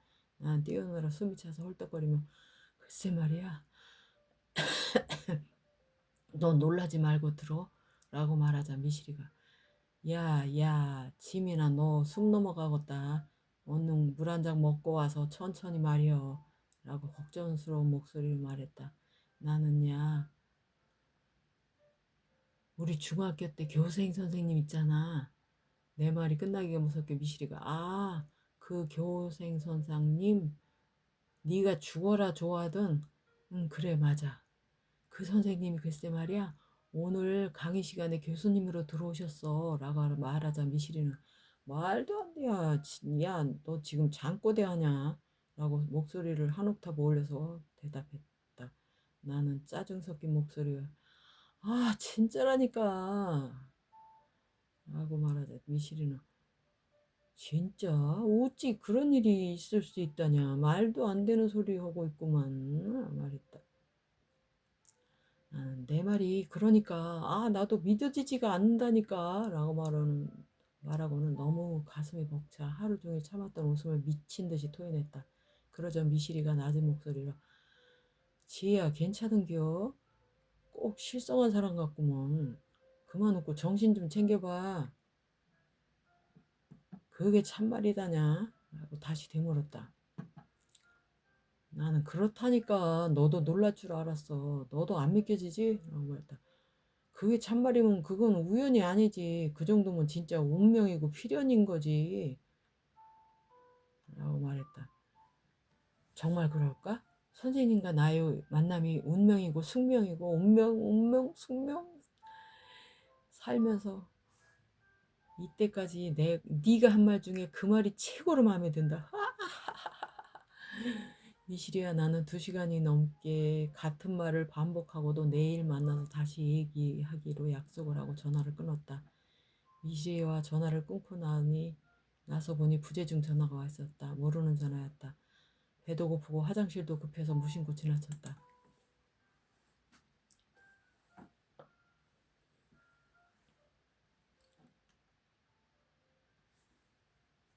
할머니가 차려준 저녁을 먹고 샤워를 하고 드라이어로 머리를 말리고 있는데 전화벨이 울렸다. 조금 전에 부재중 전화로 찍혔던 번호였다. 드라이어의 전원을 끄고 전화를 받았다. 여보세요? 대답이 없었다. 다시 여보세요? 여보세요? 2번을 불러보았지만 대답이 없어 끊으려는데 지혜야 나 국어 선생님이야 라고 하는 말이 나의 가슴속으로 파고들며 왼손에 들고 있던 드라이기를 떨어뜨렸다. 그 목소리는 오늘 강의 시간에 나를 당하게 했던 교수님의 목소리였다. 선생님. 나는 다시 얼굴이 후끈거리기 시작했다. 선생님께서는 오늘 많이 놀랬지? 라고 하며 다정하게 말씀하셨다. 나는 침착한 척하며 어떻게 제 전화번호를 그저 선생님께서는 다 알아보는 방법이 있지. 그동안 잘 지냈지? 보고 싶었다. 라고 말씀하시는 것이었다. 순간 내 마음속에 정말요? 저도 너무 많이 보고 싶었어요. 라는 말이 목구멍까지 올라왔는데 숨이 막혀 떨릴 것같이 떨리기만 하고 말은 나오지 않았다. 선생님께서는 우리 할 얘기가 많을 것 같은데 내일 학교 끝나고 만날까? 라고 말씀하셨다. 선생님의 만날까? 라는 말에 벅찬 감동과 기쁨에 웃음이 나오려고 턱이 빠질 듯 벌어진 입을 막으며 전화기를 들고 팔딱팔딱 뛰었다. 그러다가 기어들어가는 목소리로 예, 선생님이라고 짧게 대답했다. 선생님께서는 지혜야, 오늘은 여러 가지로 피곤하고 당황스러웠을 텐데 그만 쉬고 내가 내일 다시 전화할게 라고 말씀하시는 것이었다. 나는 방금 전과 똑같이 침을 삼키며 예, 대답하고 네, 선생님 하고 대답하고 전화를 끊었다. 나는 내 볼을 다시 한번 세게 꼬집어보고 이 방 저 방으로 뛰어다니면서 소리를 질러댔다. 태어나서 처음으로 데이트 신청을 받은 것이었다. 그것도 꿈에서도 그리워하던 첫사랑과 만나기로 한 것이다.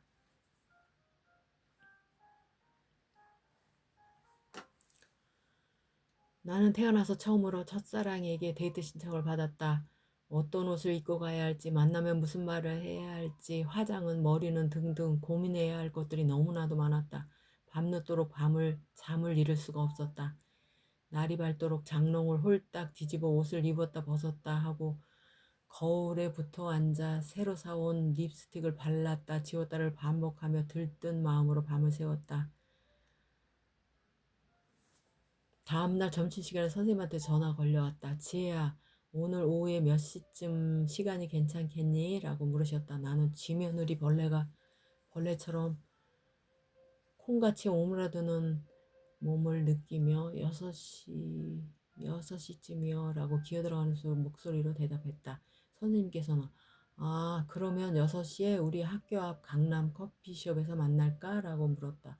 나는 마치 부정맥이 심각한 중증 환자처럼 미친 듯이 뛰는 가슴을 누르며 짧게 예 선생님 하고 전화를 끊었다. 전화를 안 끊으면 선생님의 마음이 변해서 만나지 말자는 말을 할까봐 급하게 먼저 끊어버렸다. 드디어 나에게 꿈같은 6시가 다가오고 있었다. 세상에 태어나서 6시란 말이 이렇게 아름답고 사랑스러운 말인지 처음 알았다.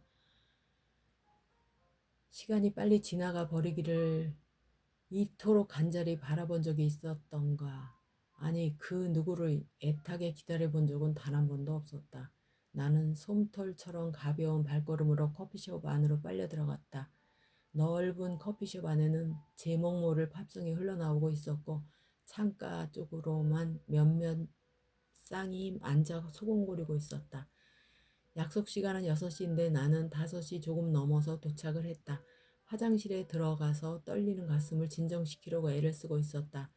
나는 화장실 문을 걸어 잠그고 변기에 앉아서 제멋대로 춤추고 있는 두 손을 꼭 잡고 지혜야 제발 진정해 릴렉스 해야 해 라고 중얼거리고 있었다.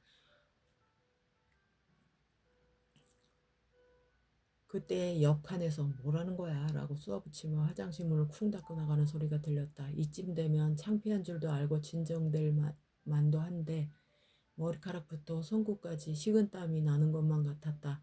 아까부터 손에 쥐고 있던 손수건은 푹 젖어 있어 짜면 물이 나올 정도였다.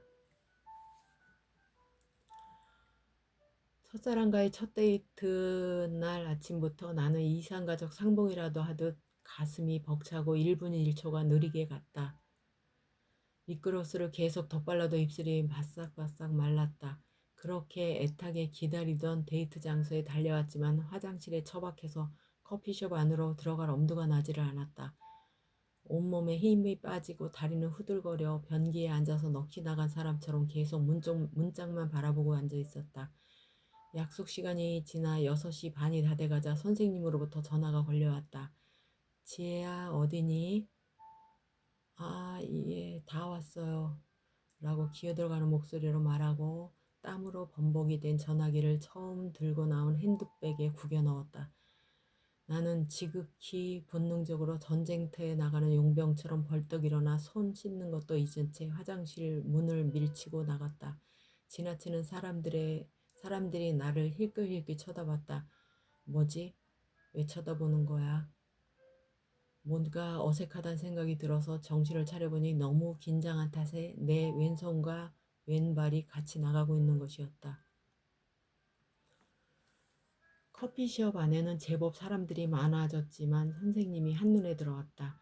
창가 쪽 중간 테이블에서 조각 같은 모습으로 앉아 계시던 선생님께서는 내가 다가가자 벌떡 일어서며 숙녀님 여기 앉으세요 라고 하시며 의자를 빼어잡고 내가 의자에 앉기를 기다리고 계셨다. 나는 홍당무가 되어 먼저 앉으세요 라고 얼굴이 빨개지면서 로봇처럼 말했다. 선생님을 처음 만난 건 6년 전이지만 나는 이런 날이 오기를 999년도 더 기다린 것만 같았다. 나는 그렇게 오매불망 짝사랑하던 교생 선생님과의 첫 데이트를 시작하게 되었다.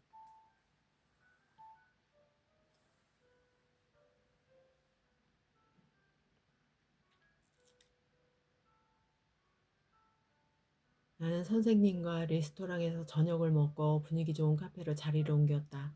태어나서 처음으로 마신 와인 한 잔과 분위기에 취해 기분이 업되어 있었다. 선생님께서는 내가 불편해하지 않도록 연신 세심한 배려를 해주셨다. 나는 궁금한 것이 많았지만 너무 긴장한 탓에 질문할 엄두를 못 내고 계속 대답만 했다. 선생님께서는 그동안 지나온 얘기를 한참 동안 재미나게 하시더니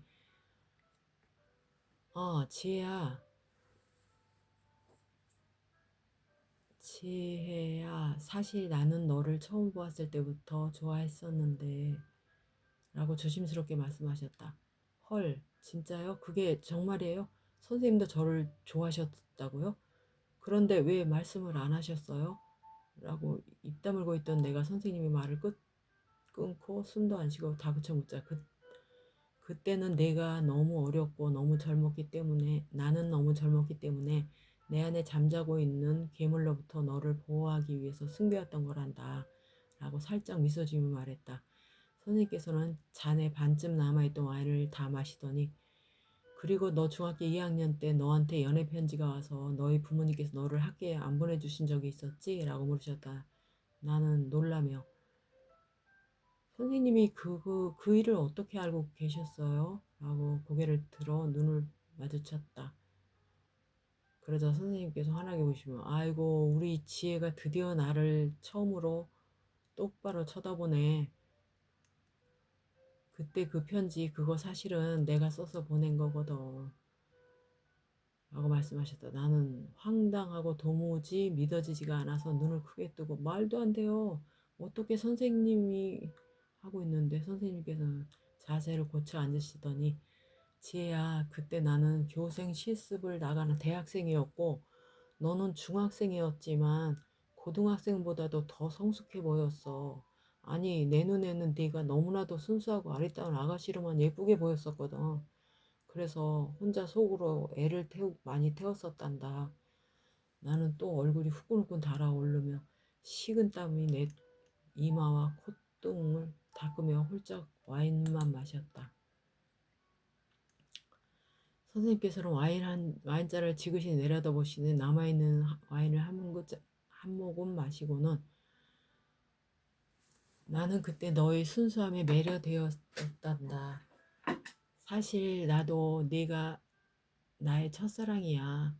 그래서 그때는 무척 혼란스러웠고 어린 너에게 차마 고백을 할 수가 없었어. 좋아하는 마음을 매일 밤 귀여운 나의 천사에게로 시작되는 편지를 너에게 수도 없이 많이 썼는데 그 중에서 하나를 보내고 만 거야. 붙이지 말았어야 되는 건데 무슨 생각으로 보냈는지 모르겠다. 아무튼 그건 나의 큰 실수였어. 그러나 너를 좋아하는 마음은 지금도 변함이 없단다. 그 일이 있고 나서부터 편지지에 안 쓰고 일기장을 써서 네가 보고 싶을 때마다 일기를 썼단다. 라고 쓸쓸한 표정으로 말씀하셨다. 내가 남아있는 와인을 다 마시자 선생님께서는 내 잔을 반쯤 채워주시며 그런 너는 왜 아무 말도 안 했었어? 라고 물으셨다. 나는 잔을 들었다 놓았다를 반복하면서 저도 처음이라서요. 라고 말하며 선생님을 마주보기가 부끄러워 와인잔만 쳐다보면서 만지작거렸다. 선생님은 그렇지 맞아. 그때는 내가 너무 어렸으니까 보물이라도 감추듯 비밀을 꼭꼭 간직하고 살았겠구나. 하지만 나도 네가 날 좋아하고 있다는 걸 미루어 짐작은 하고 있었어. 라고 말씀하셨다. 내가 그런데요. 선생님이 오늘 한 말씀은 다 못 들은 걸로 할래요. 라고 말하자 선생님께서는 놀란 얼굴로 그럼 내가 한 고백은 나 지금 내 고백이 거절당한 거 맞아? 라고 당황한 듯 더듬거리며 말씀하셨다. 난 이렇게 내 인생 최고의 고백을 어떻게 아무 데서나 받아요. 선생님을 처음 만났던 선마을 중학교에 가서 다시 말씀해 주세요. 라고 얼굴이 빨개지면서 기어들어가는 목소리로 말했다. 선생님께서는 한번 박수를 크게 치시더니 아 맞다 내 생각이 짧았네. 선생님도 너를 너무 오래 기다려서 마음이 조급했었나 보다. 그래 이번 주말에 당장 가자 라고 말씀하셨다.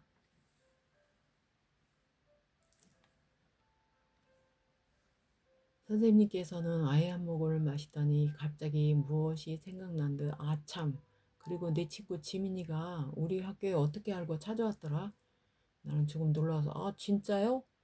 선생님께서는 웃으시며 내가 보고 싶어서 찾아왔다고 하더라고. 지민이는 아직까지도 나를 많이 좋아하는 것 같아 보이더라. 교내 커피숍에서 차 한잔을 마시면서 지민아 너는 나의 영원한 제자일 뿐이란다 라고 잘 타일러서 보냈어.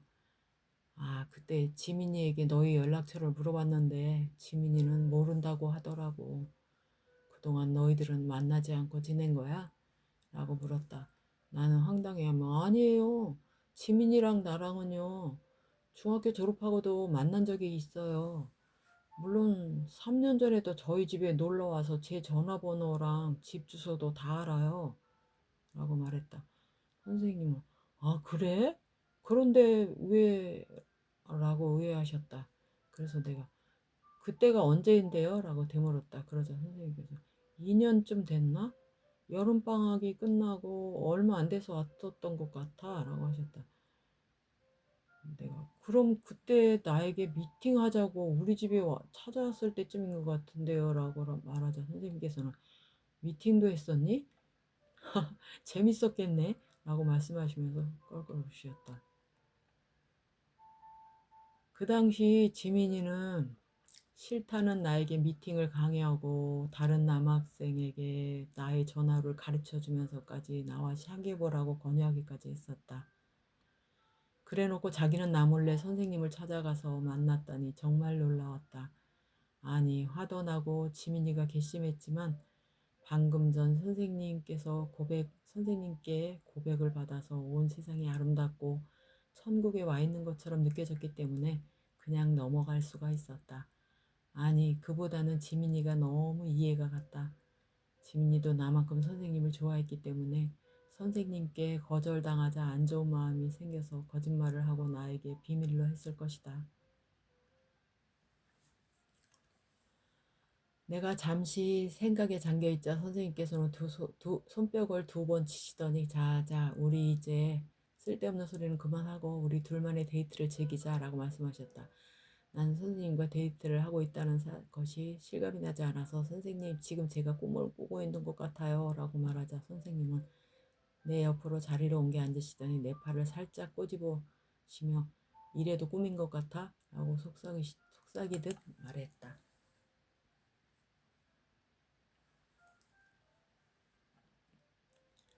믿기 어려운 지금 이 순간이 마치 날개를 달고 하늘을 날고 있는 듯 황홀한 기분이었다. 선생님이 뜻밖의 고백이 짝사랑 생각으로 모두 태워버린 나의 지난날을 보상받은 느낌이었다.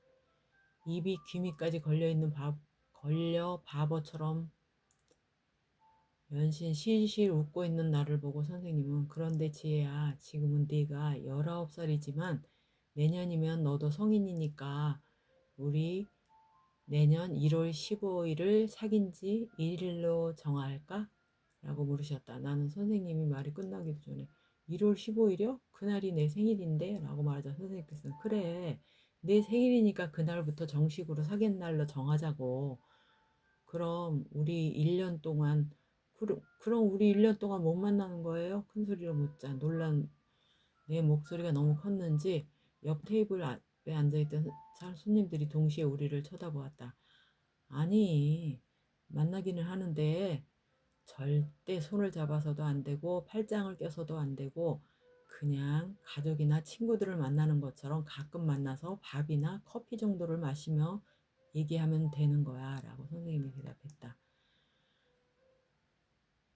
그렇게 1년이 빠르게 지나갔고 선생님과 내가 만난다는 소문이 들자 친구들은 믿을 수 없다며 직접 보여달라고 성화를 해댔다. 선생님께서는 그때마다 내 친구들을 만나서 일일이 밥을 사주면서 우리가 사귀고 있다는 사실을 확인시켜 주셨다. 그러던 어느 날 한동안 연락이 없던 지민이로부터 청첩장이 왔다. 고등학교 때 미팅에서 만난 그 남자와 결혼을 한다는 것이었다. 선생님과 나는 결혼식장에 갔다. 우리는 지민이 부모님께 인사를 드리고 내가 먼저 신부 대기실로 들어갔다.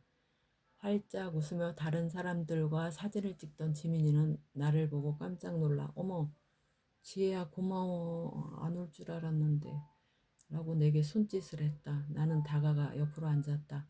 그러자 지민이는 지혜야 지난 일은 정말 미안하다 라고 내 귀에 대고 말했다. 나는 일어서서 됐어 이 나쁜 지지배야 결혼 축하해 잘 살기나 해 라고 말하며 대기실 밖에 계시는 선생님을 불러 안으로 이끌었다.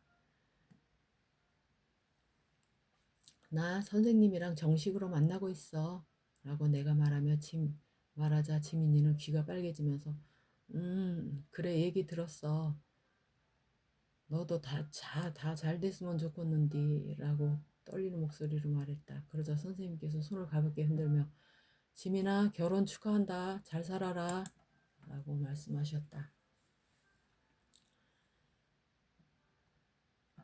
내가 선생님을 만나고 있다는 사실을 부모님께서도 아시게 됐다. 중학교 때 보낸 연애 편지 범인이 선생님이었다는 말을 듣고 부모님께서는 많이 황당해 하셨다. 하지만 선생님이 좋은 분이라는 걸 알게 되셨고 또 오래전부터 둘이 서로 많이 사랑하고 있었다는 사실을 아신 후로는 우리들의 만남을 더 이상 반대하지는 않으셨다.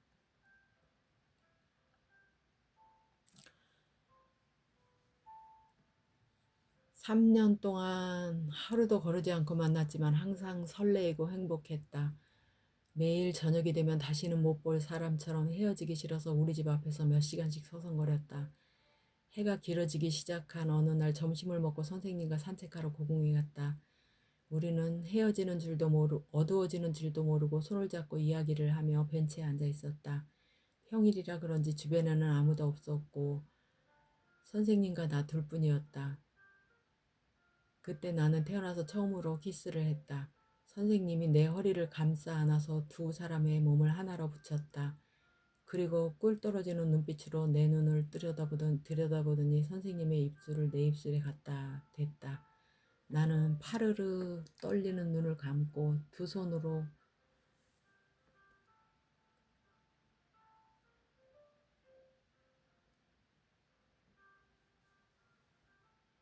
선생님의 허리를 꼭 잡고 있었지만 분명히 무지개가 선명하게 보였다. 선생님의 부드러운 혀는 내 입술 사이로 달콤한 제리처럼 밀려 들어왔다. 숯불보다 더 뜨거운 선생님의 혀가 내 입속으로 깊숙이 들어왔다. 솜사탕보다 부드러운 짜릿한 그 무엇인가가 가슴에서 배꼽 아래로 흘러내렸다. 마치 살짝 감전된 듯한 쾌감의 전율을 처음으로 느끼며 주체할 수 없이 온몸이 달아올랐다. 선생님과 나는 그렇게 한 몸이 되었다. 선생님의 몸짓은 거센 파도처럼 점점 움직임이 커지며 요동을 쳤다. 나는 파도에 부딪히는 몸을 맡긴 채 손에 힘을 주고 나는 부딪히는 파도에 몸을 맡긴 채 손에 주었던 힘이 풀리며 감동의 물결 위에서 떠다니다 바다 밑 깊은 곳으로 한없이 가라앉는 느낌이었다. 그렇게 얼마나 붙어 있었을까. 손전등 불빛이 우리를 비쳤다. 깜짝 놀라 눈을 떠보니 사방은 캄캄한데 정신은 혼미하고 온몸이 축축해져 있었다. 퇴장 시간이 다 됐다는 경비 아저씨의 말에 우리는 황급히 옷매무새를 고치고 고궁을 빠져나왔다. 그동안 책을 그렇게나 많이 읽었는데도 이런 황홀한 순간을 정확하게 표현할 말이 생각이 안 난다는 게 놀라웠다. 나는 마음속으로 내가 알고 있는 모든 신들의 이름을 부르며 감사해 했다. 첫 걸음마를 뗀 아이처럼 사랑이란 이름에 쾌락의 실체를 알게 된 나 자신을 대견해하며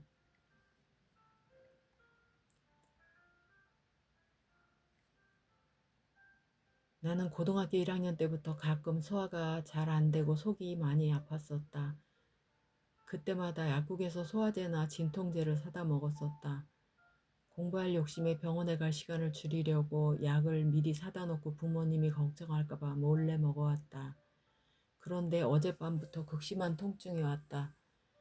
이제는 원하는 대학에도 들어갔고 또 미뤄왔던 정확한 진단과 치료를 받기 위해 종합병원 소화기내과에 갔다. 의사에게 증상을 말하자 위내시경을 해보자고 했다. 검사 후에 의사는 상태가 좋지 않아 조직검사와 정밀검사를 해야 한다고 했다. 며칠 후에 검사 결과가 나왔다고 해서 병원에 갔다. 의사는 내 두 눈을 똑바로 쳐다보고 조직검사 결과 위암 2기입니다 라고 말씀하셨다. 나는 그 말을 듣고 충격을 받아 현기증이 느껴졌다. 눈을 떠보니 나는 병실 병원 침대 위에 누워 있었다. 움직이는 나를 보고 간호사가 다가와서 좀 괜찮으세요? 라고 물었다. 내가 어떻게 된 거죠? 라고 묻자 간호사는 진료실에서 상담 중에 환자분이 실신하셨어요. 잠깐만 기다리세요. 라고 말하고 나갔다. 잠시 후에 조금 전에 나에게 위암이라고 말했던 의사가 들어왔다. 의사는 내게 몇 가지 질문을 한 뒤 하루라도 빨리 수술을 해야 완치율을 높일 수 있다고 말했다. 나는 믿을 수 없었다. 아직까지 공부만 하느라 하고 싶은 거 다 참고 살았는데 이제는 하고 싶은 것도 하고 선생님과 행복할 일만 남은 줄 알았는데 하늘이 그리고 모든 신들이 다 야속했다. 부모님은 사랑하는 딸의 청천벽력 같은 암 선고를 듣고 충격이 무척 컸다. 하지만 내 앞에 선 내색을 하지 않으시려고 애써 노력하시는 것 같아 보였다. 나는 내가 암에 걸렸다는 사실을 선생님만은 절대 모르게 해달라고 부모님께 신신당부를 했다. 수술 후 항암 치료를 받았다. 너무나도 끔찍하고 고통스러운 매일의 연속이었다. 하루에도 몇 번씩 병원 창문에서 뛰어내리고 싶은 충동을 받았다. 밥맛도 없었지만 겨우 밀어넣은 음식물은 토해내기 일쑤였다. 매일 한 움큼씩 빠져나가는 머리카락이 부끄럽다고 느껴지지 않을 만큼 처절하게 아팠다.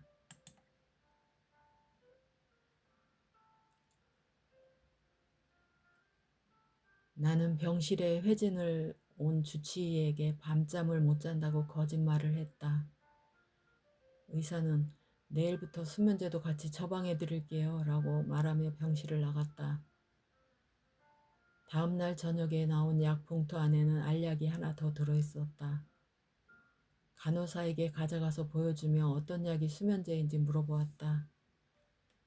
그날부터 그 약만 먹지 않고 계속 모았다. 한 알씩 모은 수면제가 한 주먹쯤 되던 날 밤 병실에 있는 사람들이 잠들기를 기다렸다가 그동안 모아놓은 약을 모두 입안에 털어놓고 자리에 누웠다. 내가 눈을 떴을 때는 부모님께서 나의 양손을 잡고 울고 계셨다. 나를 본 엄마는 내 얼굴을 쓰다듬으며 아이고 이 못된 지지배야 시상에 헐짓이 없어서 부모 앞세우고 자살을 혀 라고 울부짖으셨다. 고개를 오른쪽으로 돌려보니 선생님이 벽 쪽에서 눈을 닦으면서 내게 다가오셨다.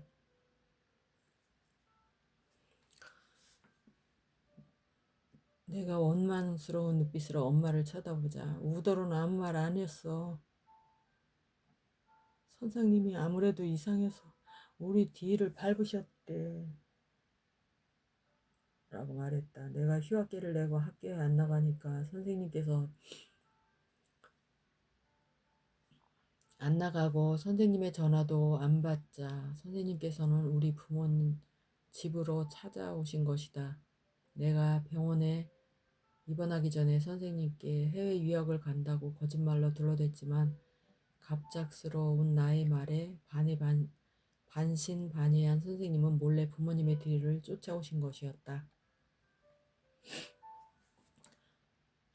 그때부터 선생님은 대학교에 장기 휴가를 내고 나의 병상을 지켜주셨다. 전보다 더 살뜰하게 챙겨주시며 사랑한다는 말도 끊임없이 해주셨다. 계속되는 항암 치료로 나는 머리카락이 거의 다 빠졌고 몸과 마음도 피폐해져만 갔다. 하지만 부모님과 선생님의 극진한 보살핌과 사랑으로 다시 버텨보자는 의지가 생겼다.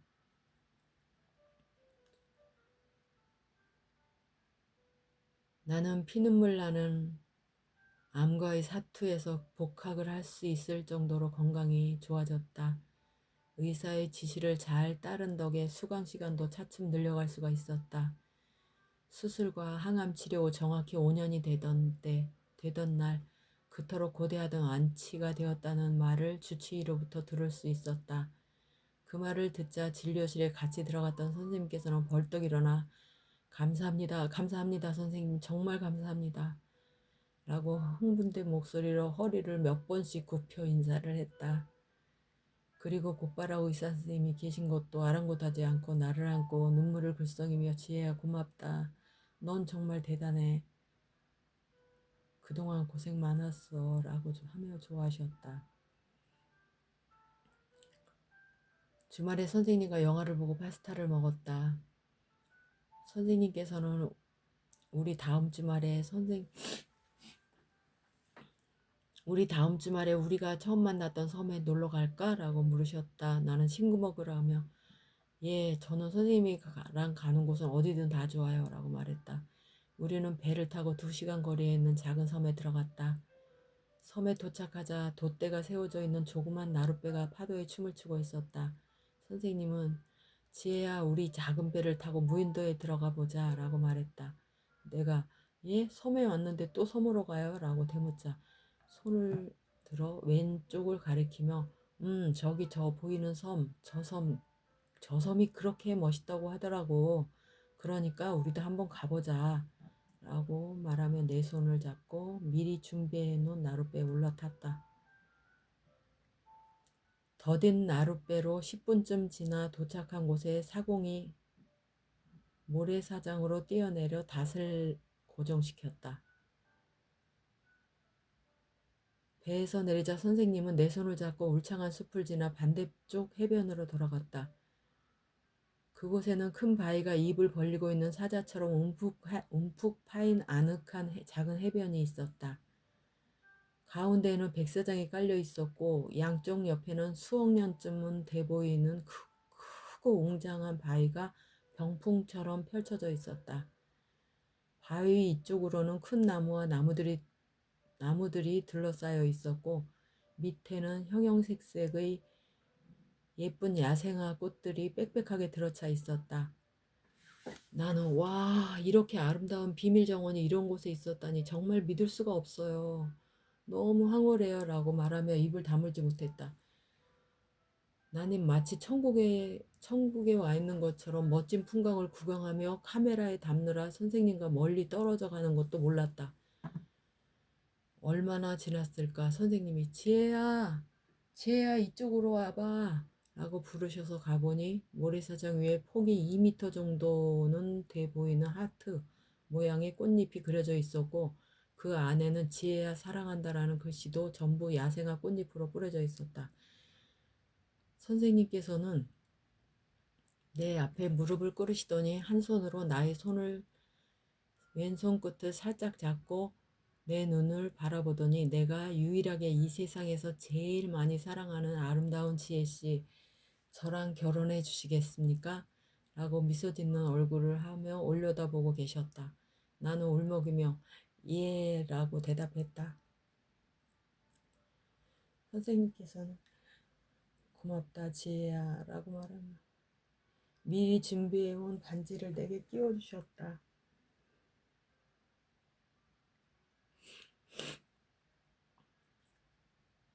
그리고 다른 선물 꾸러미를 만지작거리며 한참을 망설이다가 지혜야 이건 내가 교생 실습을 하면서 너에게 빠져있을 때 매일 쓴 일기장인데 읽고 싶으면 읽고 귀찮으면 안 읽어도 돼. 난 앞으로 네가 어느 모습이든 어떤 사람이든 어떤 사람으로 변하든 지금처럼 널 똑같이 사랑할 거니까 라고 말했다.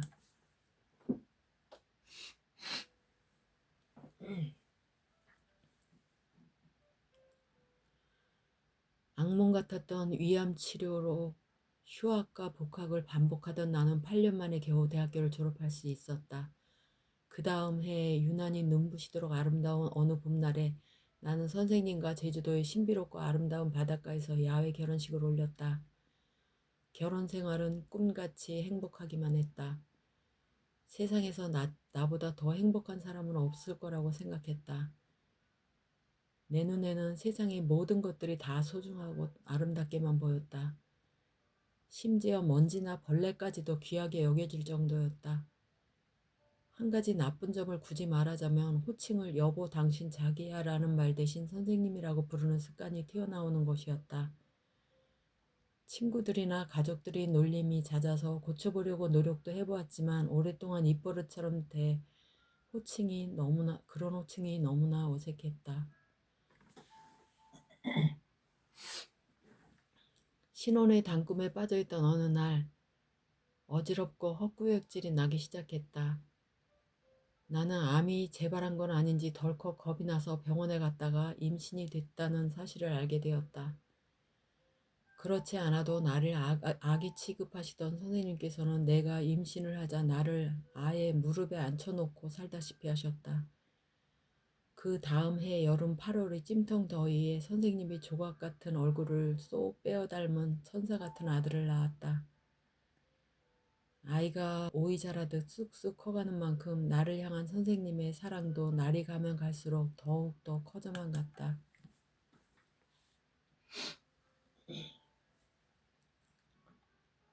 달콤한 시간은 그렇게 비행기 위에서 쏜 화살처럼 빠르게 지나갔다. 말썽 한 번 안 피우던 외동아들이 중학생이 되면서 사춘기가 왔는지 묻어나던 성격도 까칠해지고 반항을 하기 시작했다. 그런 아들에게 신경을 쓰느라 선생님에게 조금 소홀해지자 선생님은 여보, 아들만 너무 좋아하면 나 질투날 것 같아. 당신은 나만 바라봐줘요 라고 하면서 나에게 낯간지러운 농담을 했다. 우리 부부는 어디를 가나 항상 껌딱지처럼 붙어 다녔다. 아들은 그런 우리를 보며 불만스러운 말투로 엄마 아빠는 권태기도 없어? 매일 둘이서만 놀고 키스도 하루에 100만 번은 더 하는 것 같아. 엄마 아빠한테 아들이 있기는 한 거야? 라고 눈을 흘기듯 툴툴댔다.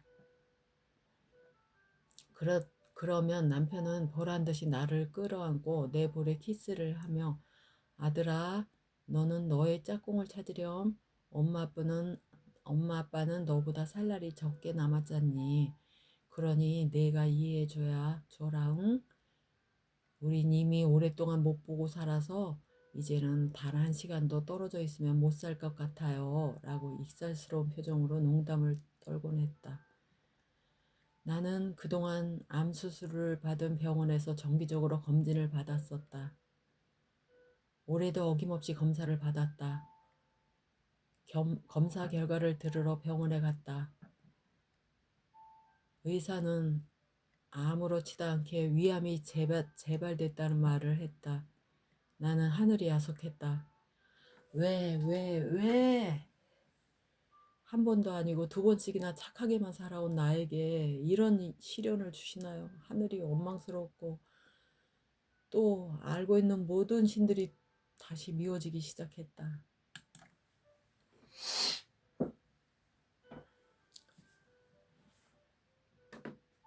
밥풀 한 개도 무겁게 느껴진다는 삼복더위가 나는 소름 끼치도록 끔찍한 위암이 재발을 했다. 차라리 죽는 게 훨씬 더 나을 것 같은 끔찍한 투병 생활이 다시 시작되었다. 그런 내 곁을 선생님은 24시간 떠나지 않고 지켜주셨다. 선생님과 아들이 극진한 사랑이 없었다면 나는 아마 삶을 포기하고 말았을 것이다. 한 번도 아니고 두 번씩이나 나 혼자만의 의지로는 버티기 힘들었을 것이 분명했다. 항암 치료가 끝나자 선생님께서는 근무지를 서울에서 지방으로 옮기셨다. 그리고 우리 가족은 시골로 이사를 했다. 물론 몸이 아픈 나를 위해 물 맑고 공기 좋은 곳으로 오게 된 것이다. 우리가 이사 온 집은 높은 산깃을 양지 바른 곳에 있는 아담한 단독주택이다. 집 앞으로는 큰 호수와 드넓은 벌판이 펼쳐져 있고 뒤로는 숲이 무성한 세 개의 산이 병풍처럼 펼쳐져 있었다. 옥상에는 흙을 채워 텃밭을 만들어서 각종 채소들을 가꾸었다. 상추와 깻잎, 고추와 가지, 쑥갓과 방울토마토 등 웬만한 채소는 다 심었다. 집 전체를 둘러싸은 소나무와 단풍나무 그리고 넓은 마당에는 한가득 꽃을 심었다. 선생님께서는 대문으로 나가는 통로에 자갈을 깔아 놓으시고 주차장을 뺀 나머지는 모두 다 꽃밭으로 가꾸셨다. 형형색색의 꽃들이 반기는 꽃길을 나는 매일 걸었다. 그렇게 선생님께서는 나에게 꽃길만 걷게 해주셨다.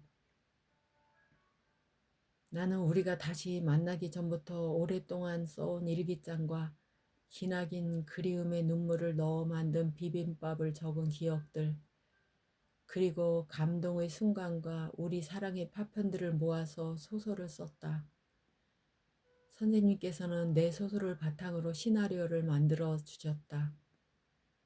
그 시나리오를 영화사에 보냈는데 얼마 후에 우리에게 계약을 하자는 연락이 왔다. 그렇게 2년 뒤에 우리들의 러브 스토리가 영화로 제작되어 상연되었는데 그 영화의 제목은 너에게로 또다시이다.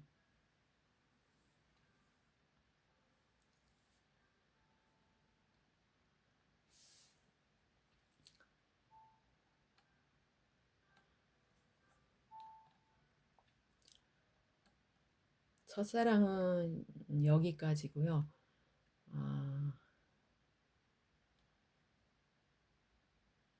그 제가 처음으로 즉흥적으로 쓴 소설이기 때문에 제가 지금 읽으면서도 어이가 없고 말이 안 되는 부분이 많아가지고 멈칫멈칫했었는데 음, 미성년자인 학생이 와인을 실컷 마시는 거라든가 뭐 등등 아무튼 읽어주신 분들께서 널리 이해해 주시면 감사하겠습니다. 다음에 뵙겠습니다. 좋은 하루 보내세요.